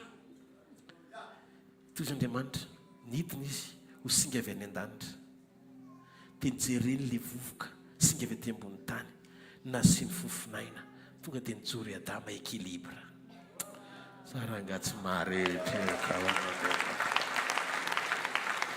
tonga dia lasa olombelona tahaka ny endrik'Andriamanitra. Ny olona zany natao ekilibra ny fisehon'ny lanitra sy ny fihavanana. Raha vao nanoroka ny tany lanitra vita ny olona. Amen na sa tsy amen. Zay no mahatonga anao tsy mety ianao raha miaina amin'ny tany be fotsiny fa tsy eto ny tena fihevianao fa ianao singa avy any an-danitra sy avy eto an-tany. Noho izany aza vely ifamatotra eto ny fihetsem-po hoe eto amin'ity tany ity ny fonao dia eto ny fifantohanao fa ianao olona avy any amin'ny planeta hafa mihitsy atao hoe lanitra. Nidina eto ianao aseho eto an-tany amin'ny endriky ny nofo anambara fa tsara izy. Tsangano amin'ny toerana misy ianao.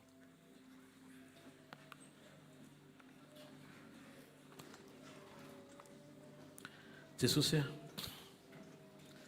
manak'izay niaina ny fahazavanao. Zay no mahatonga anao mampitsangana anay mitsangana dia manombo miazava fa tonga ny fahazavanao. Any voninahitra Jehova efa miposaka aminao. Indro ny aizina narina ny firenena. Zao tontolo izao ampahorian'ny filany. Zao tontolo izao te hisongadina amin'ny fiainana eto ambonin'ny tany. Zao tontolo izao sahirana mafy mihitsy te halaza, te hisongadina, te hamiratra eo amin'ny nofo ihany. Fa misaotra Jesosy fa manaitra anay ianao. Fa ny afo ny famirapirantanao hampahazava anay. Dia tsy inona Jesosy fa ilay endriky ny toe-panahy takianao ananana mba ho avoaka anay amin'ny fanetretena, amin'ny fitiavana, amin'ny faholonam-po, amin'ny faharetana, amin'ny fifaliana. Halleluja! Tonga izay Jesosy amaly ny antsonao. Aza ny antso zany ny antom-pisiana iandroany. Raha eto ianao mititaka ty marain'ity, manana fo ao anatinao mahatsapa fa manana fo ianao mbola misy zavatra mahatonga ny fahazavanao tsy tena mamiratra. Teneno Andriamanitra ty point anankiray ity Jesosy, ty zavatra anankiray ity, ty mitady abruleny ao am-polonako, io mitady atavela mihitsy Jesosy androany hoentika eto anatrehanao ny foko Jesosy sokafo ny fonao androany tia Jesosy le izy velarika eto anatrehanao isaky ny miseho le zavatra ohatr'izao dia mahagaga fa tsy tonga dia mamoaka ho azy le vokatra ao anatiko fotry mbola mifampitady be zany zay sy le toetra no vao tafavoaka satria ty toetra anankiray ty efa niainako nandritry ny firy-taona ary nianarako tany am-pianarana mihitsy fandroany Jesosy hiala amin'ilay izy misy fotoana ny alalana anao dia tena hoe zay zany mihitsy io mihitsy toetra tsara zay raha vao kitikitiana dia tsy maintsy mandroa zay zany nareo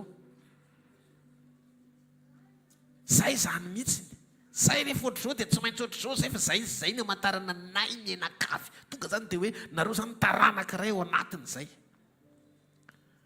nefa izy Jesosy tonga izy androany miteny ao anatin'ny teniny zay tsy zany mihitsy fandona zany tsika sy izy zay ray mandresy androany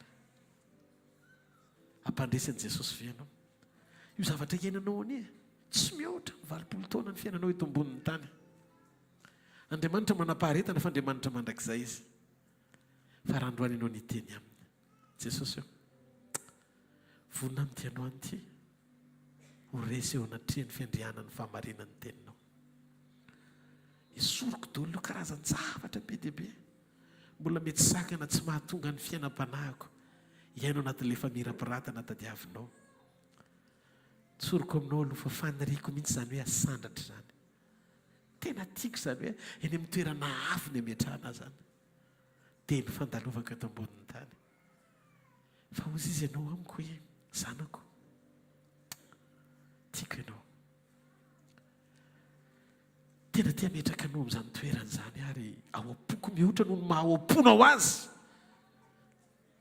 satria mbola ambony lavitra noho ny fahaizanao atao hoe mity ny tiavako anao izy aminareo na dia ratsy azy ny angatahany zanany mofo dia ny mihazo vato ary izy aminareo na dia ratsy azy no angatahany zanany azan-drano ka ny mihazo menarana fenareo na dia ratsy azy dia mahay manome zavatsoa ny zanakareo maika fandrainareo zay ny an-danitra tsy hanome mihoatra lavitra noho zay azonareo angatahana fa izy toy ny fanahany eo aminareo raha ny ainy aza nafoiny ny valomeny Jesosy ianao famonjenanao tsy hoe nafoy izao tontolo izao mba hahafahany mamonjy ianao fa izy nidina nanolotra ny ainy ny fiainany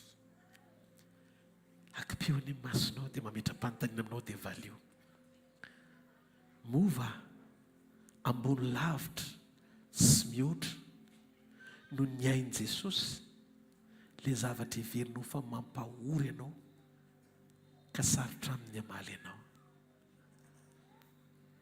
fa omeo lanja androany maraina ny ainy Jesosy zay maty ho antsika natolotry ny rainy ho antsika mba ho famonjenantsika Fozisy Paoly omeny mahay maim-pona miaraka mifanekitsika hijoro hiazona ny famonjeny ny zavatra rehetra androan'izay Jesosy dia tonga miakohaka eo tongotrao manaiky ny fiandriananao vonina satria fantatry fa ny tananao efa mitsotro androany vava amin'Andriamanitra dia teneno izy le amantarana fa nefa faharatsiana tsy avy aminao iny androany ny tsotsoro-mamby isarana Jesosy androany ny tsotsoro-mamby isarahako ny faharatsiana manomboka androany anao tanteraka meloha mahampanontonao amin'ny mahafantsona am-pelataranao ampiasainao amin'ny mahaolitosy ilazao tsara amin'ny hafa ny tenako za mihitsy aloha androany manantona anao tsika senao androany no mifanatrika ny mpanao sy ny natao vonina ny Ova Jesosy malalako halleluja sotra Jesosy raha androany ianao niaiky ny fahotanao ary nanao fanekena teo anatrehany dia matoky sy marina izy ary mamela ny fahotantsika ary manafaka atsika ho afaka amin'ny tsy fahamarinana rehetra. Sambatra ny olona izay voavelany elony sy voasarona ny fahotany. Sambatra ny olona izay tsy sainy Jehovah eloka ary tsy misy fitaka ny fanahany. Atao vitany tompo fotsiny hoe tsy hamitaka azy ianao, tia tsy hanala baraka ny anaranao. Rehefa mandeha eny an-dalana ka sofera ianao, raha misy olona misetrasetra ka tsy nalala ny tokony ataony nefa ny droanao ianao ny priorité, dia aza miklaksonna mafy be sy manompa, diovy ny fo fa zanak'Andriamanitra. Lefa eto tena tsy voako mihitsy kosa fa aonao ny droako. Droan Jesosy ny tsy hamonjy ianao midina taty satria olo marina izy. Fa rehefa hitany hoe voa ianao kolapsa dia nidina izy hamonjy ianao no ny fitiavany. Fanetre tena. Zany fo kipitsony kely zany. Fa zavatra ngezabe zany. Tia feo ny fo ety amin'ny sitrapony ijoroanao arak'izay ilany asika. Jesosy tompo tamin'ny alina izay namadihana azy tena indray ny mofo izy. Rehefa nisaotra izy dia nivakiny dia izy hoe tia ny tenako izay vakina ho anareo. Zao no atao fahatsiarovana misaora azy.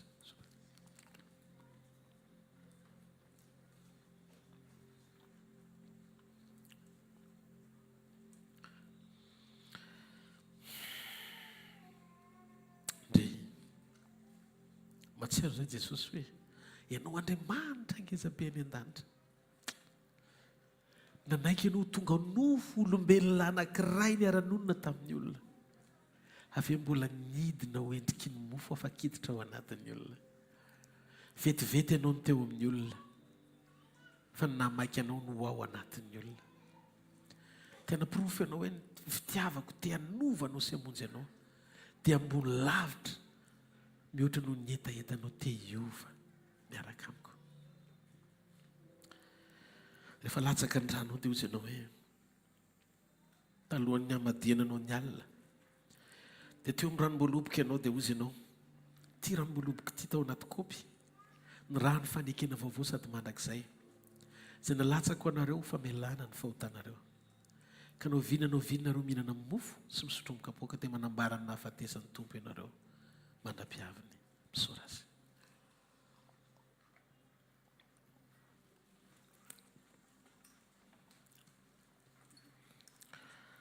Misaotra Jesosy. Misaotra ny amin'ny fahafenoan'ny teninao sy ny fahatsaranao ao anatinay. Misaotra ny fahafenoan'ny hery mampijoro anay ho ny sitraponao. Misaotra ny voninahitra. Halleluja.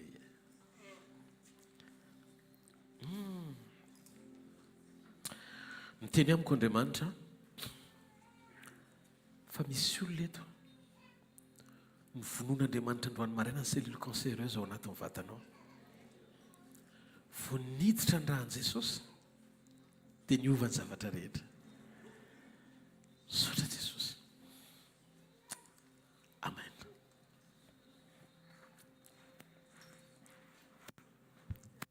Alleluia. Mazoa toerana vetivety atsika anatanteraka ny fanatitra man'Andriamanitra.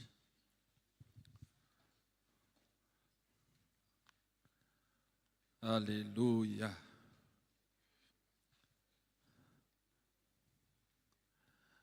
Tonga dia miomantsika solotena ny sampana velona rehetra eto amin'ny asa fanompoana. Miomana koa ireo pasteur sa rehetra hiakatra ety ambony rehefa avy eo fa hiaraba ny mpanompon'Andriamanitra tsika ny amin'ny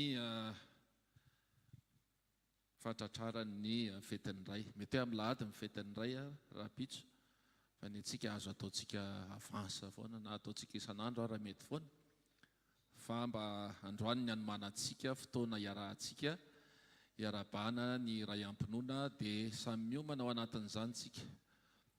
Dia mandeha eny ihany koa ny box izay afaka ataonao mba fanehoam-pitiavana. Alleluia.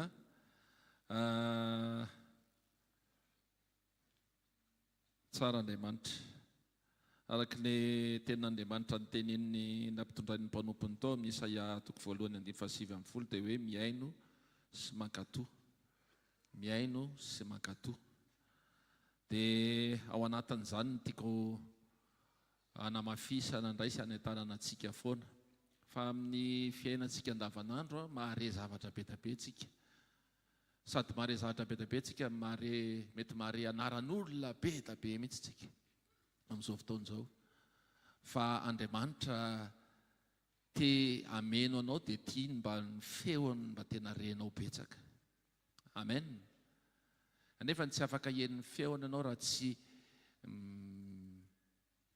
mitarika ny tenanao eo amin'ny fanatrehan'Andriamanitra. Zay ny anentanana antsika foana isan'andro hoe tongava amin'ireny fotoana izay ambara amintsika eto ireny hoe misy fotoana amin'izao, misy fotoana amin'izao, satria rehefa tsy mandeha ny amin'ireny fotoana ireny ianao dia mifeo an'izao tontolo izao foana ny renao, ny anaran'izao tontolo izao foana ny renao, ny anaran'Andrianina fa tsy ny anaran'i Jesosy ny renao.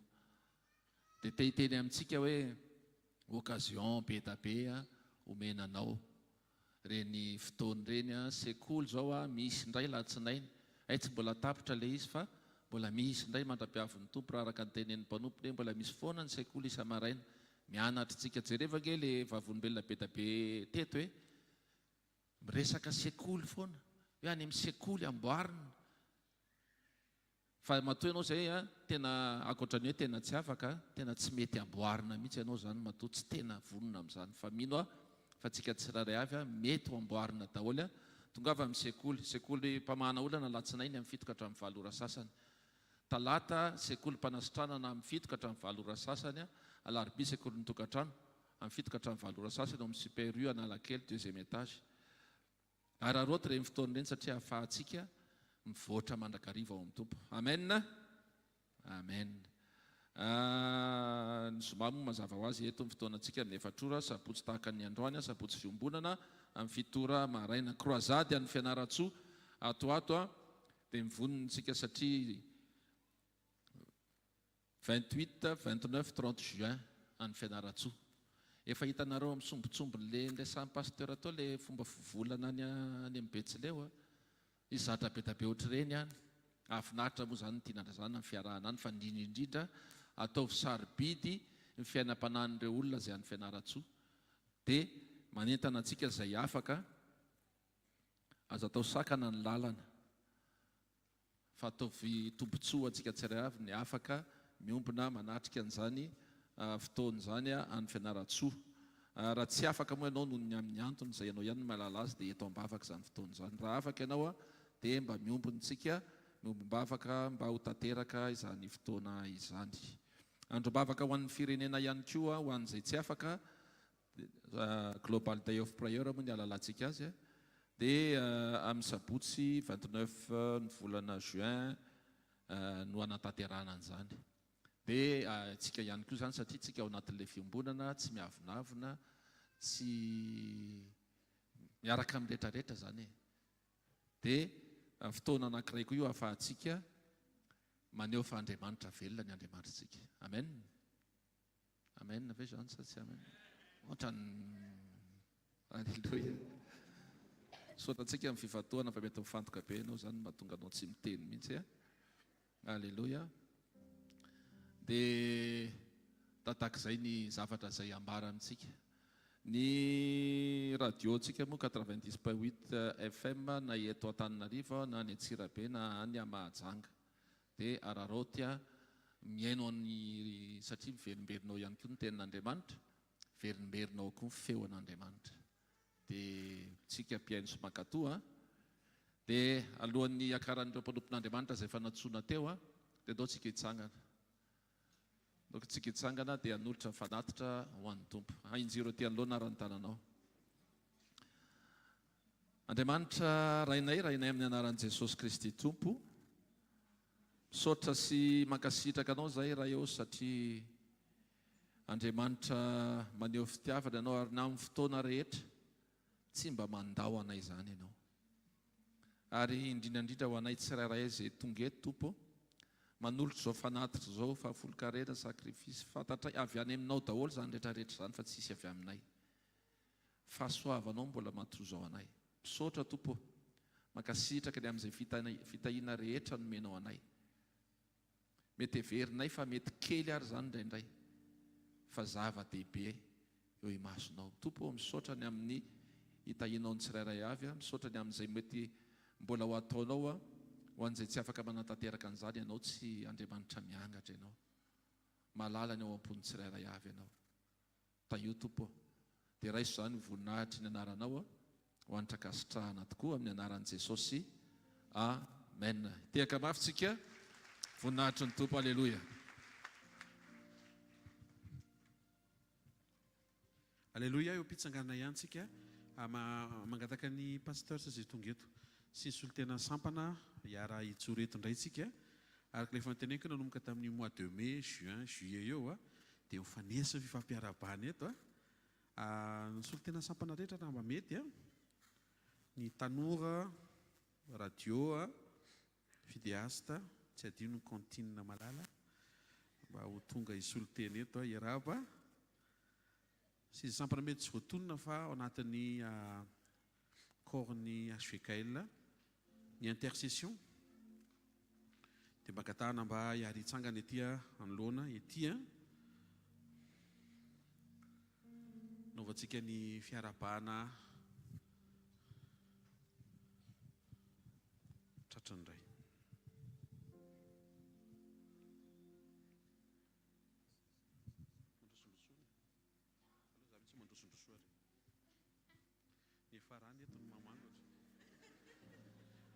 Mibetsaka foana dia rehefa rano ohatr'izao ny famangina face to face. Tareny resako teo fa tsy teny frantsay tsy ao hoe dia misy box ihany mba efa nalefa ny afalipontsika satria raha pitso fête des pères ama mission antsika dia alefa ny tompo aloha daholo ny rehetra ny olona raha pitso mifampiaraba fa atsika androany dia efa alefa bonaneny atsika raha mahoazy efa natrika réveillon bonane am'raiky ambe folo antsika dia efa say ka dia amin'izay mifantoka amin'ilay tenin'Andriamanitra tsy tapaka tena marina rehefa tsy mareo marika an'izany lefa ny tompo aloha ny zavatra rehetra satria izay aloha zany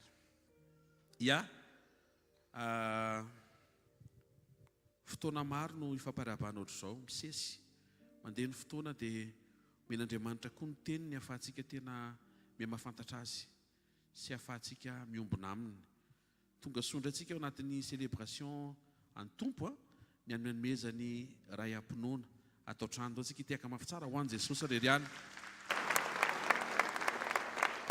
nampianatra Jesosy fa ny raintsika any an-danitra dia ray am-panahy.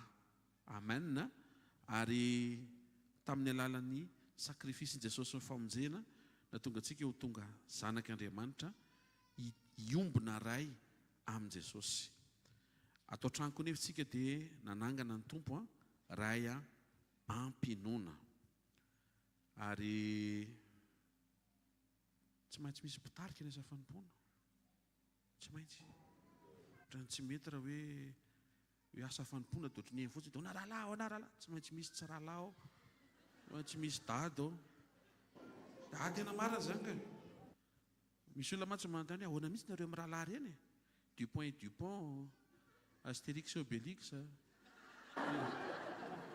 Fantôme sy Bolo betsaka izay teny efa azy araka ny tenin'ny pasteur teo hoe dia amboarina ny fo satria tena taitra be nataony Astérix za zany ataonao Astérix avy eo tena taitra be mihitsy tena azonao mantiky tenenina dia manazava an'ilay olona hoe mpiara-manompo azay dia izy ho no ray am-pinoana atao amin'ny asa fanompoana ary ahoana va izy tena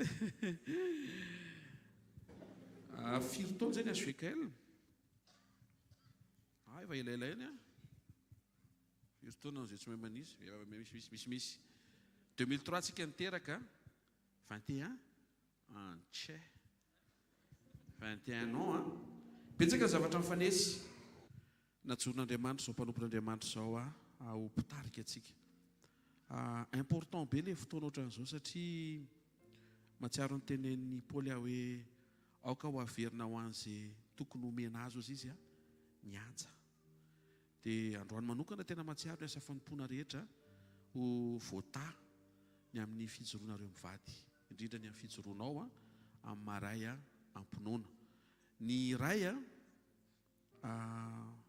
mitaiza miteny mananatra mampahery misy fotoana koa izy miara milalao amin'ny zanany fa indrindra manaitra koa izy amin'ny fotoana tsy maintsy hijoroanao hoe misy fotoana mety ho ilalaovana fa tsy maintsy misy koa fotoana tsy maintsy hijoroana na ao anaty vavaka na ao anaty fanompoana. Ary androantsika dia misaotra an' Jesosy fa mbola misy dadam-pinoana miaraka amintsika eto. Mama-pinoana efa niarabaina moa izy teo fa tsy maninona fa mbola eo ihany izy ary miaraka eto foana izy mivady moa rehefa ohatr'izao Alleluia. Dia faly zay satria ny sesy ny fête de père rehetra dia mere hoe fête de père miatrika mandrakizay foana ny miandrosoany le célébration ataontsika. Arakaraka ny androsoan'ny fotoana dia metsapa hoe zao mihitsy ny zavatra tena tiany Jesosy ampiomboana antsika. Dia ndreto zay taranaka ampinoana moa zany, zanaka ampinoana natsangan'Andriamanitra tamin'ny alalan'ny fampijoroana ny tompo anareo mivady miaraba anareo tompoko nataon'izao fête de père zao. Dia Jesosy hita anambina hikarakara anampy satria mahafinaritra le atao hoe papa fa tsy mora le atao hoe papa satria misy andraikitra ao misy fijoroana ary misy zavatra tsy teneninao fa tonga dia tafiny fotsiny satria Jesosy ny tena ozy izy fa ny zanaka ozy izy tena tonga dia mijery fotsiny izay ataon'ny dadany dia tonga dia manaraka fotsiny. Dia misaotra an' Jesosy fa nanangana modely tsara ny tompo tato amin'ny asa fanompoana tamin'ny alalanao. Dia daontsika tiaka mafitsara ho an' Jesosy ny amin'izany. Ijoroako vavolombelona eto fa nisy taona nijoro zao mpanompon'Andriamanitra zao tantara hoe nisy taona ozy izy tena efa iozy izy le vehivavy efa nisorony dolo izy le akanjo za moa tsy nanontany hoe tia ahoana tsy nanontany an'izay ny haino tsara fotsiny fa tena efa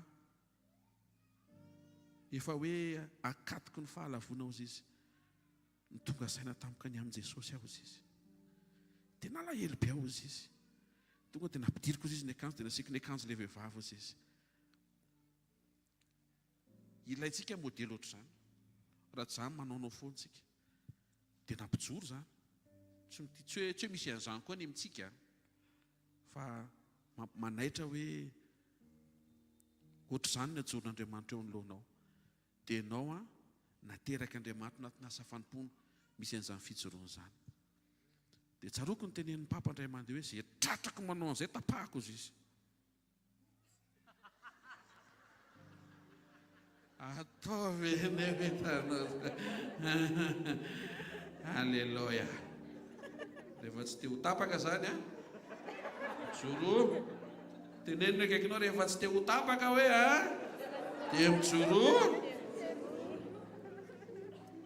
Ohatr'izany ny régime mato amin'ny tanàna ato dia misaotra an' Jesosy fa eo Jesosy mampianatra, eo Jesosy manoro lalana. Za tsy miteny hoe tanteraka ny dadantsika fa za kosa nefa te hiteny hoe tsy mahita défaut zay satria tianay nareo. Amen. Daontsika niteny papa hoe mbola tsy mitehaka aleo vetia mbola nitehaka foana antsika vetivety kely papa hoe dada papa tianay ianao. Tehaka mafitsika ho an' Jesosy. Dia izay mahatonga le mandeha le tem-panitsina any ianao dia aveo mahatsiaro ianao marina izany satria fitiavana ilay izy. Amen. Dia ianao koa nga tianay, ianao koa tianay any tehaka ho an' Jesosy fa tiantsika. Manarak'izay dia aiza le bokisa teo rakizy ary rahalahy isany zafady fa tsy rakizy fa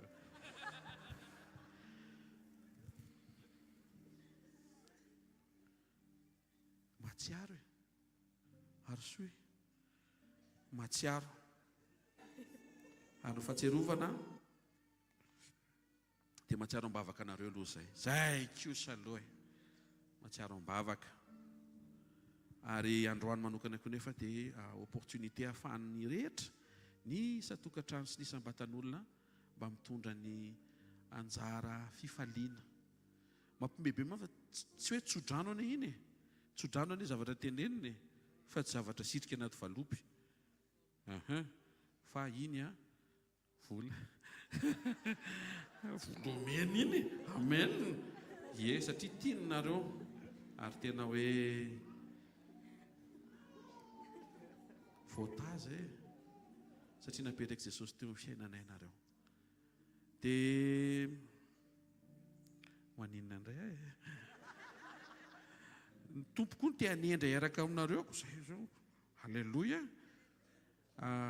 Voalohany izay teny izay hoe tiana ianareo a, dia faharoa manaraka ohatran'ny fotoana ohatr'izao koa izay misaotra betsaka.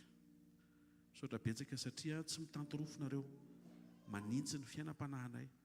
Miantso telefôna, inona dia manazava ianao hoe zao tompoko iny dia bedy ianao rehefa tokony ho bedy, ary mi-encourager koa izy rehefa tokony mi-encourager. Dia amin'ny anarany rehetra zanaka be dia be izay angatahaka mba hikopakopa manao kokoa amin'ny tanana kavanana, reo zanaka reo hitanao midirecte reo koa zao ambadiky ny caméra reo koa zao misy manao zao koa zao ambadiky eo. Misaotra betsaka tompoko, tsy ho voavalinay ny fitiavana. Mankididy ny masoko fa tsy hoe anina, tsy niteneny meteo androany tsy hisy tandrivindraona fa mipalika be masoandro a.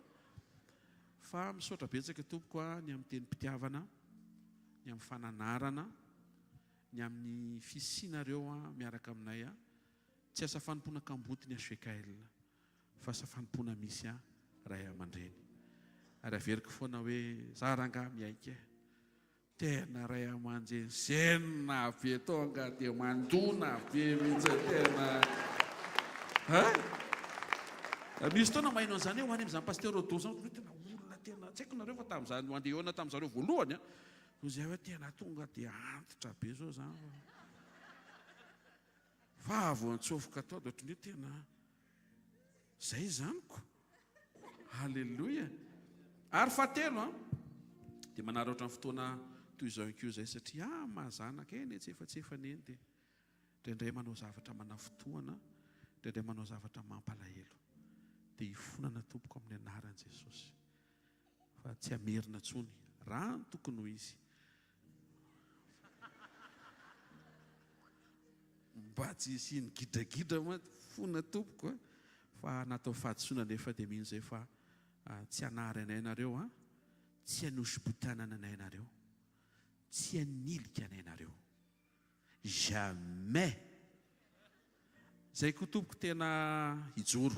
Halleloja. Hijoro koa rangahy zay a, tena tsy hanota. Amen. Zany no ampianaran'i Jesosy atsika ato a, ary possible zany. Dia mirary soa tongavany amin'ny avo indrindra, tongavany amin'ny tsara indrindra. Jesosy ane hita, tsy ho ritra ane ny tananareo, tsy ho maina ane ny vilaninareo. Menarany Jesosy iny kosa aloha tena sanatry anome hery Andriamanitra, anome tanjaka, anome tombonandro a. Ary mbola sitraka Jesosy dia mbola miara-miazakazaka antsika ambara-patonga ny tompo a eny amin'ny raha ho an'ny lanitra. Da tsika tiaka mafy tsara ho an'i Jesosy a.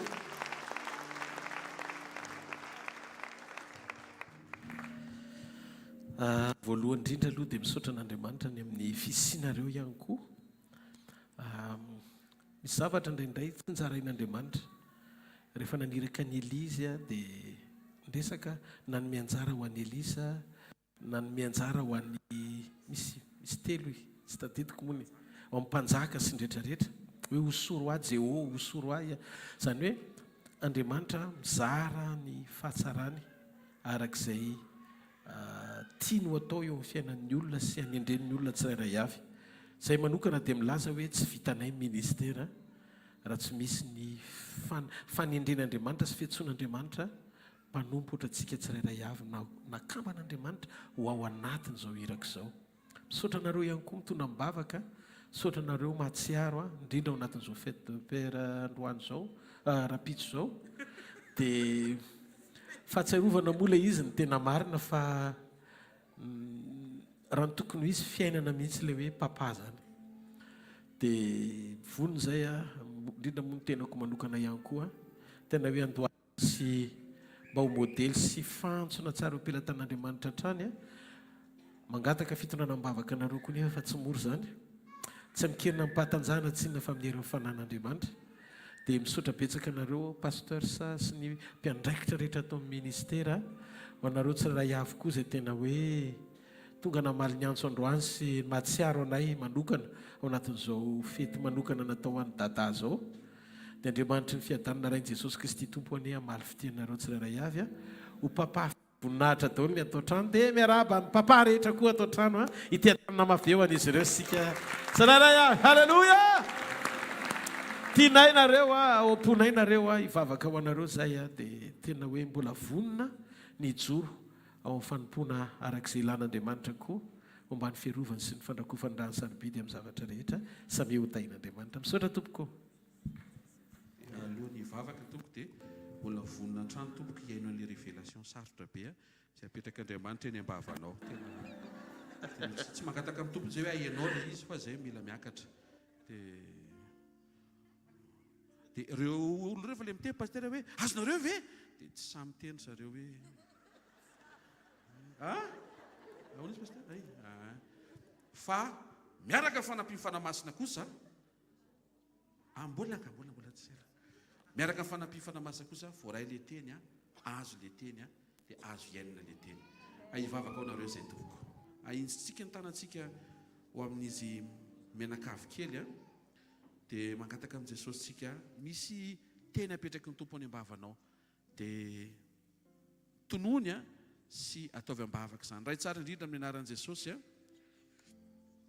fotoana anankiray ao anatin'ny taona atsarovanay Jesosy ny fanendrenao ray am-pinoana mitarika ny asa fanompoana ary ianao mihitsy ny nanendry ianao no nanangana ianao no nampisy vavaka hatrany zay anatin'izao fête de Père 2024 zao Jesosy dia ny tananao eo amin'ny fiainan'izy ireo ny herinao ny fanahinao ny fanotronanao mivavaka izay ray amin'ny anaran'i Jesosy ny amin'izay anjara hery anjara tanjaka anjara fahasalamana anjara tombonandro ianao tokoa ne no mialoha amin'izay rehetra anyrahanao azy ireo ary ampijoro sy ampitsangana azy ireo ho tahaka ny nanangananao amin'ny petera ho ray ho an'ireo jiosy ny ova fo rehetra ary tahaka ny nanangananao sy nampiasanao amin'ny Paoly ho papa ihany koa ho an'ireo jentilisa be dehibe zay nandray anao Jesosy dia mivavaka izay tompo ianao hanafy amin'ny fahasoavana amin'ny famindrapo amin'ireo karazana fahatsarana rehetra ary ampiasa trany ianao anotrona ary mihitsy izay fa ny fanatrehanao dia ho eo amin'ny fiainan'izy ireo ny fahendrena sy ny fampijoroana amin'ny ray aman-dreny dia ianao tompo izay nanendry no atateraka tokoa ny izany amin'ny anara maheran'i Jesosy Kristy velona masina sy manan-kera avy Nazareta amen amin'ny anaran'i Jesosy amen Arabain yanao ani oritada maminai Valeri izai numeni tupuanao yarakani anda dita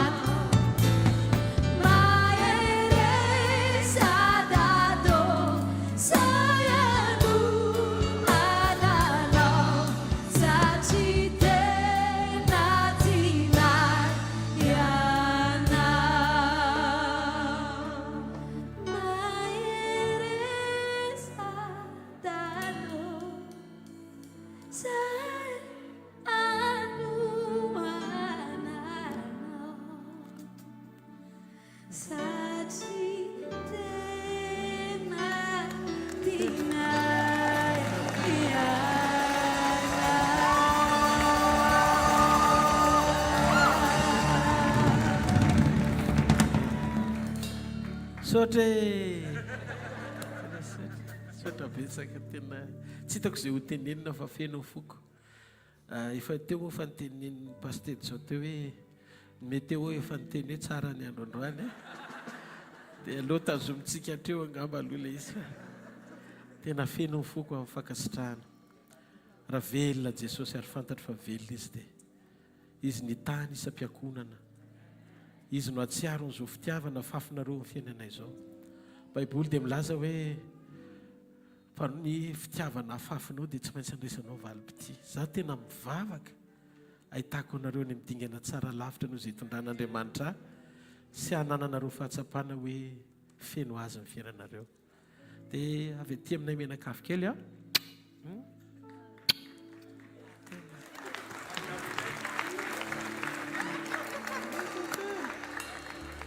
sotra tompoko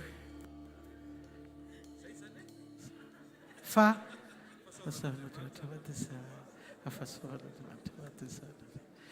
amen naorytsika hivavaka sotra betsaka tsy hitako izay ho teneny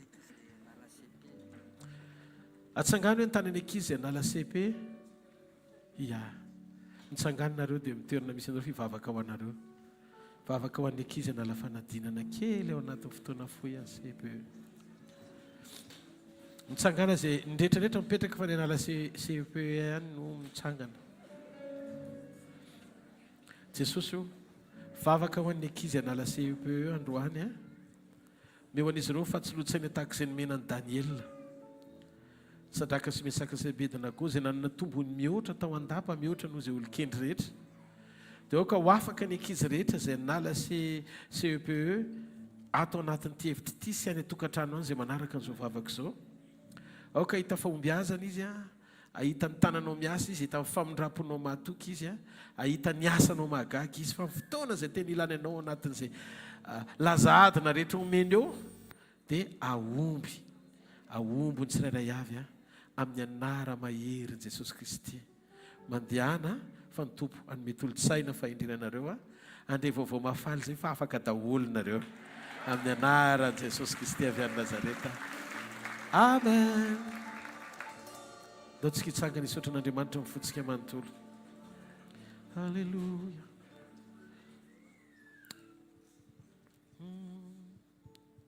misaotra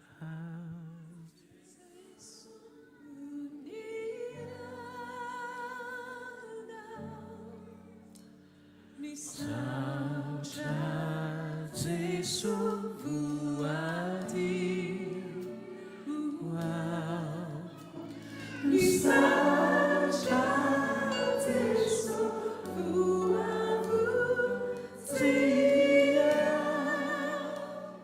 aviana tiazinao fenoinao fazava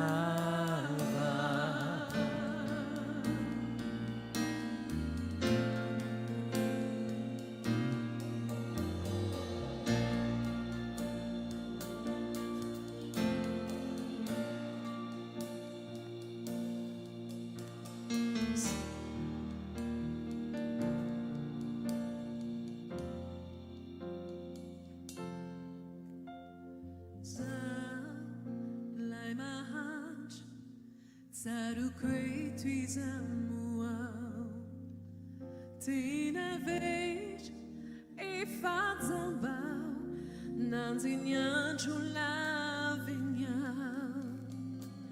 Ni hut Nana la vichai Tunyan sana lebe Avinha pitau duitanau Sina vela não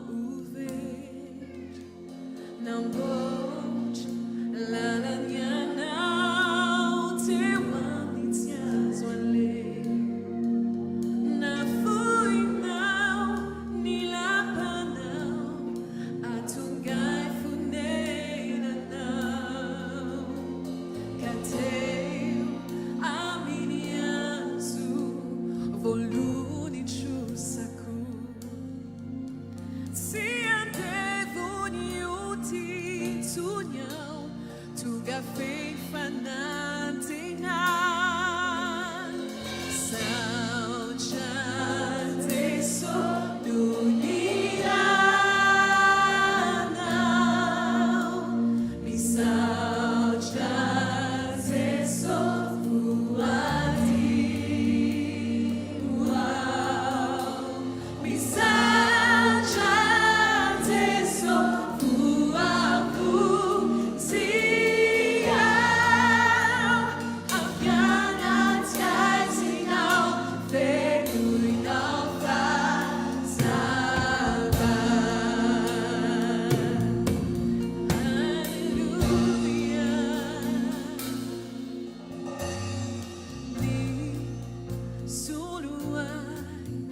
tão ampassando palut ni levi natin wanjunyanau fanizangana idai kares ni fanfatesana fenomenama shakisai tuda uru bawau nunirani sanakuj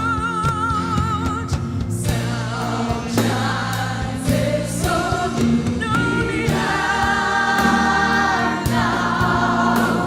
bisaujate so fuati bisaujate so fuavutia Afghanistan Vekunau Mazava Sisi tunirana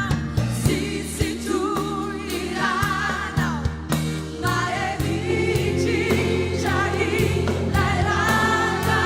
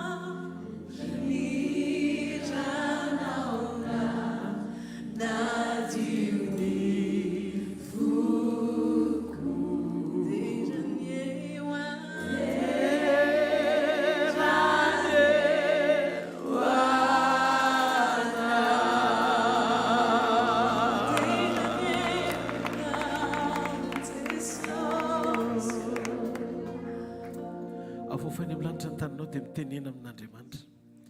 Zavatra anankiray no andrasako Jesosy. Zay no andrasanay sy fampiononanay amin'izao fiainana izao. Sy nifantoka amin'ny tontolo hita maso sy ny zavatra trehanay ety. Fa niona aminao amin'ny fotoana anankiray hampakaranao anay. Baiboly dia milaza fa eny aminao an-lanitra ny rendez-vous.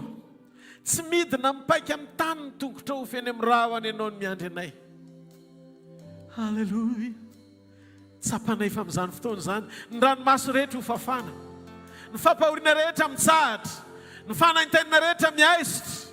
Fa efa ho vanty tenina mety loha ity tafiny tsy fahalovana ary ho feny voninahitra satria mifanatrika tahaka ny endrika ao natsangana, ilay endrika ivaovao. Halleluja. Wow, Jesosy. Ary ho avy izay andro izay. Tiako hanomana ny fonao isan'andro ianao amin'ny segondra sy ny minitra rehetra. fa Jesosy Kristy avy any Nazareta no ilainao amin'ny zavatra rehetra. Izy no andrasany nofo rehetra, izy no etaetany nofo rehetra izay manam-pofinaina miandrandry zany fotoana zany. Avy Jesosy a!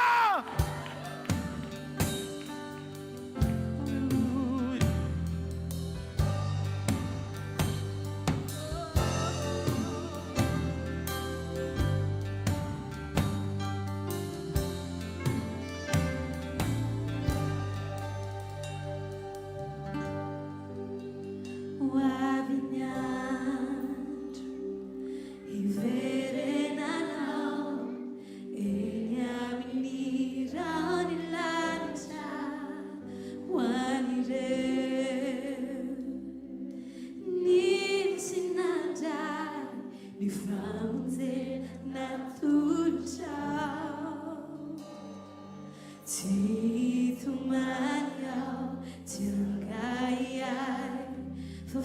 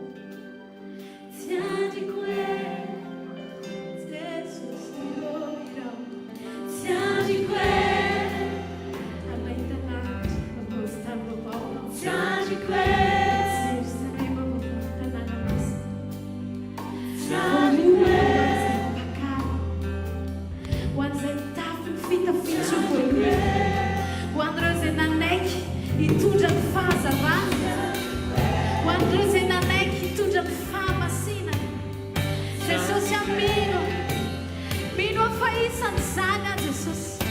Ho isanareo izay fafanao ranomasy, ho isanareo izay ho asainao ny fanjakanao, hiara-mitovy aminao, ka tsy hisy intsony ny fanantaina, tsy hisy intsony ny fitaraina, fa miasa ny zavatra. Tsy mety fahafatesana tokoa. Atsaka iaminao ny olonao, amin'ny fampakana Baba izany.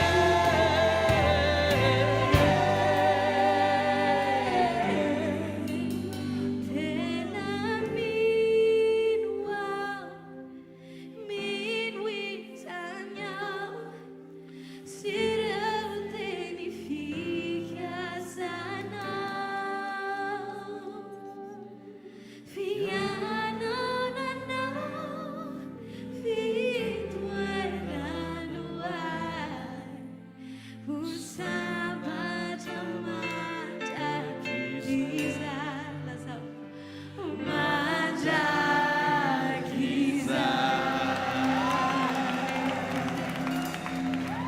Alleluia. Mba fantatro hoe fa ianao tsy hijanona eto mandrakizay, ary tia ny satana ho fafany zany mahatonga ny olona manararoatra ny fanaovan-dratsy. Fantaontsika hanararoatra ny fanaovan-tsoa, satria tsika mahalala fa miratsy zao fiainana zao ary mifohy ny fotoana hijanonantsika eto an-tany. Ndaontsika no fofantanantsika any amin'ny lanitra isotra azy, misaotra ny amin'ireo teny fiainana, misaotra ny amin'ireo fanambarana, misaotra amin'ireo fifampizara-pitiavana, misaotra ny amin'ny fametranao am-ponay, fifampitsimbinana, fifankatiavana, fahasoavana, mbola afahany miaina mifankahita amin'ny fahatsarana. Aoka ny tsiray avy ato amin'ity hevitra ity Andriamanitra sy ny tsiray avy izay manaraka ny atokantrano any, atsapan'izao fotoana zao, izao fotoana tsara indrindra, fotoana isokafan'ny fo eritreretana ny mandrakizay, hifankahitana amin'ilay mpahary ao anatin'ny fo ao, fa tsy fanaperana akory ny eto an-tany. Misaotra ny amin'ny fanasitranana, miteny amiko Andriamanitra fa misy olona enina eto tena nisitranan'Andriamanitra teo no eo ianao. Ndaontsika hisaotra n'Andriamanitra ny amin'izany. Misaotra Jesosy ny amin'ny fahatanterahany zany, teny mpahamarinana voakanao zany, teny pahalalana omenao, voninahitra ho anao Jesosy. Ary mino koa fa izay tsirairay avy androany dia nandray kasika avy aminao, manoloana ny olana, manoloana ny zavatra maro samihafa izay ilana iny fanampianao, satria fantatra fa mbola eto amin'ity tany ity zay, ary ianao mahalala fa mbola mila ny tanynao sy ny fanampianao zay. Aoka ny tsiray avy iaina sy atsapo izany kasika izany Andriamanitra. Dia raha andeha izy ireo androany dia ianao hita azy, ianao ameno azy, ianao omba azy, ary ianao anarina azy amin'ny fahasoavanao sy ny fananao sarobidy. Hitanareo any Jehovah ka hiaro anareo, mamirapirana ny tavany aminareo Jehovah ka mindra fo aminareo, anandratra ny tavany aminareo any Jehovah ka nomenareo fiadanana, amin'ny anaran'ny Ray sy ny Zanaka ary ny fanahy masina. Amen. Zareo fahasoavana, fa ny fahasoavan'Andriamanitra no mato izao ary ny fahasoavan'Andriamanitra no mato izao anareo. Amen. Aza dino fotoana antsika amin'ny herinandro indray, samy ho tain'Andriamanitra daholo.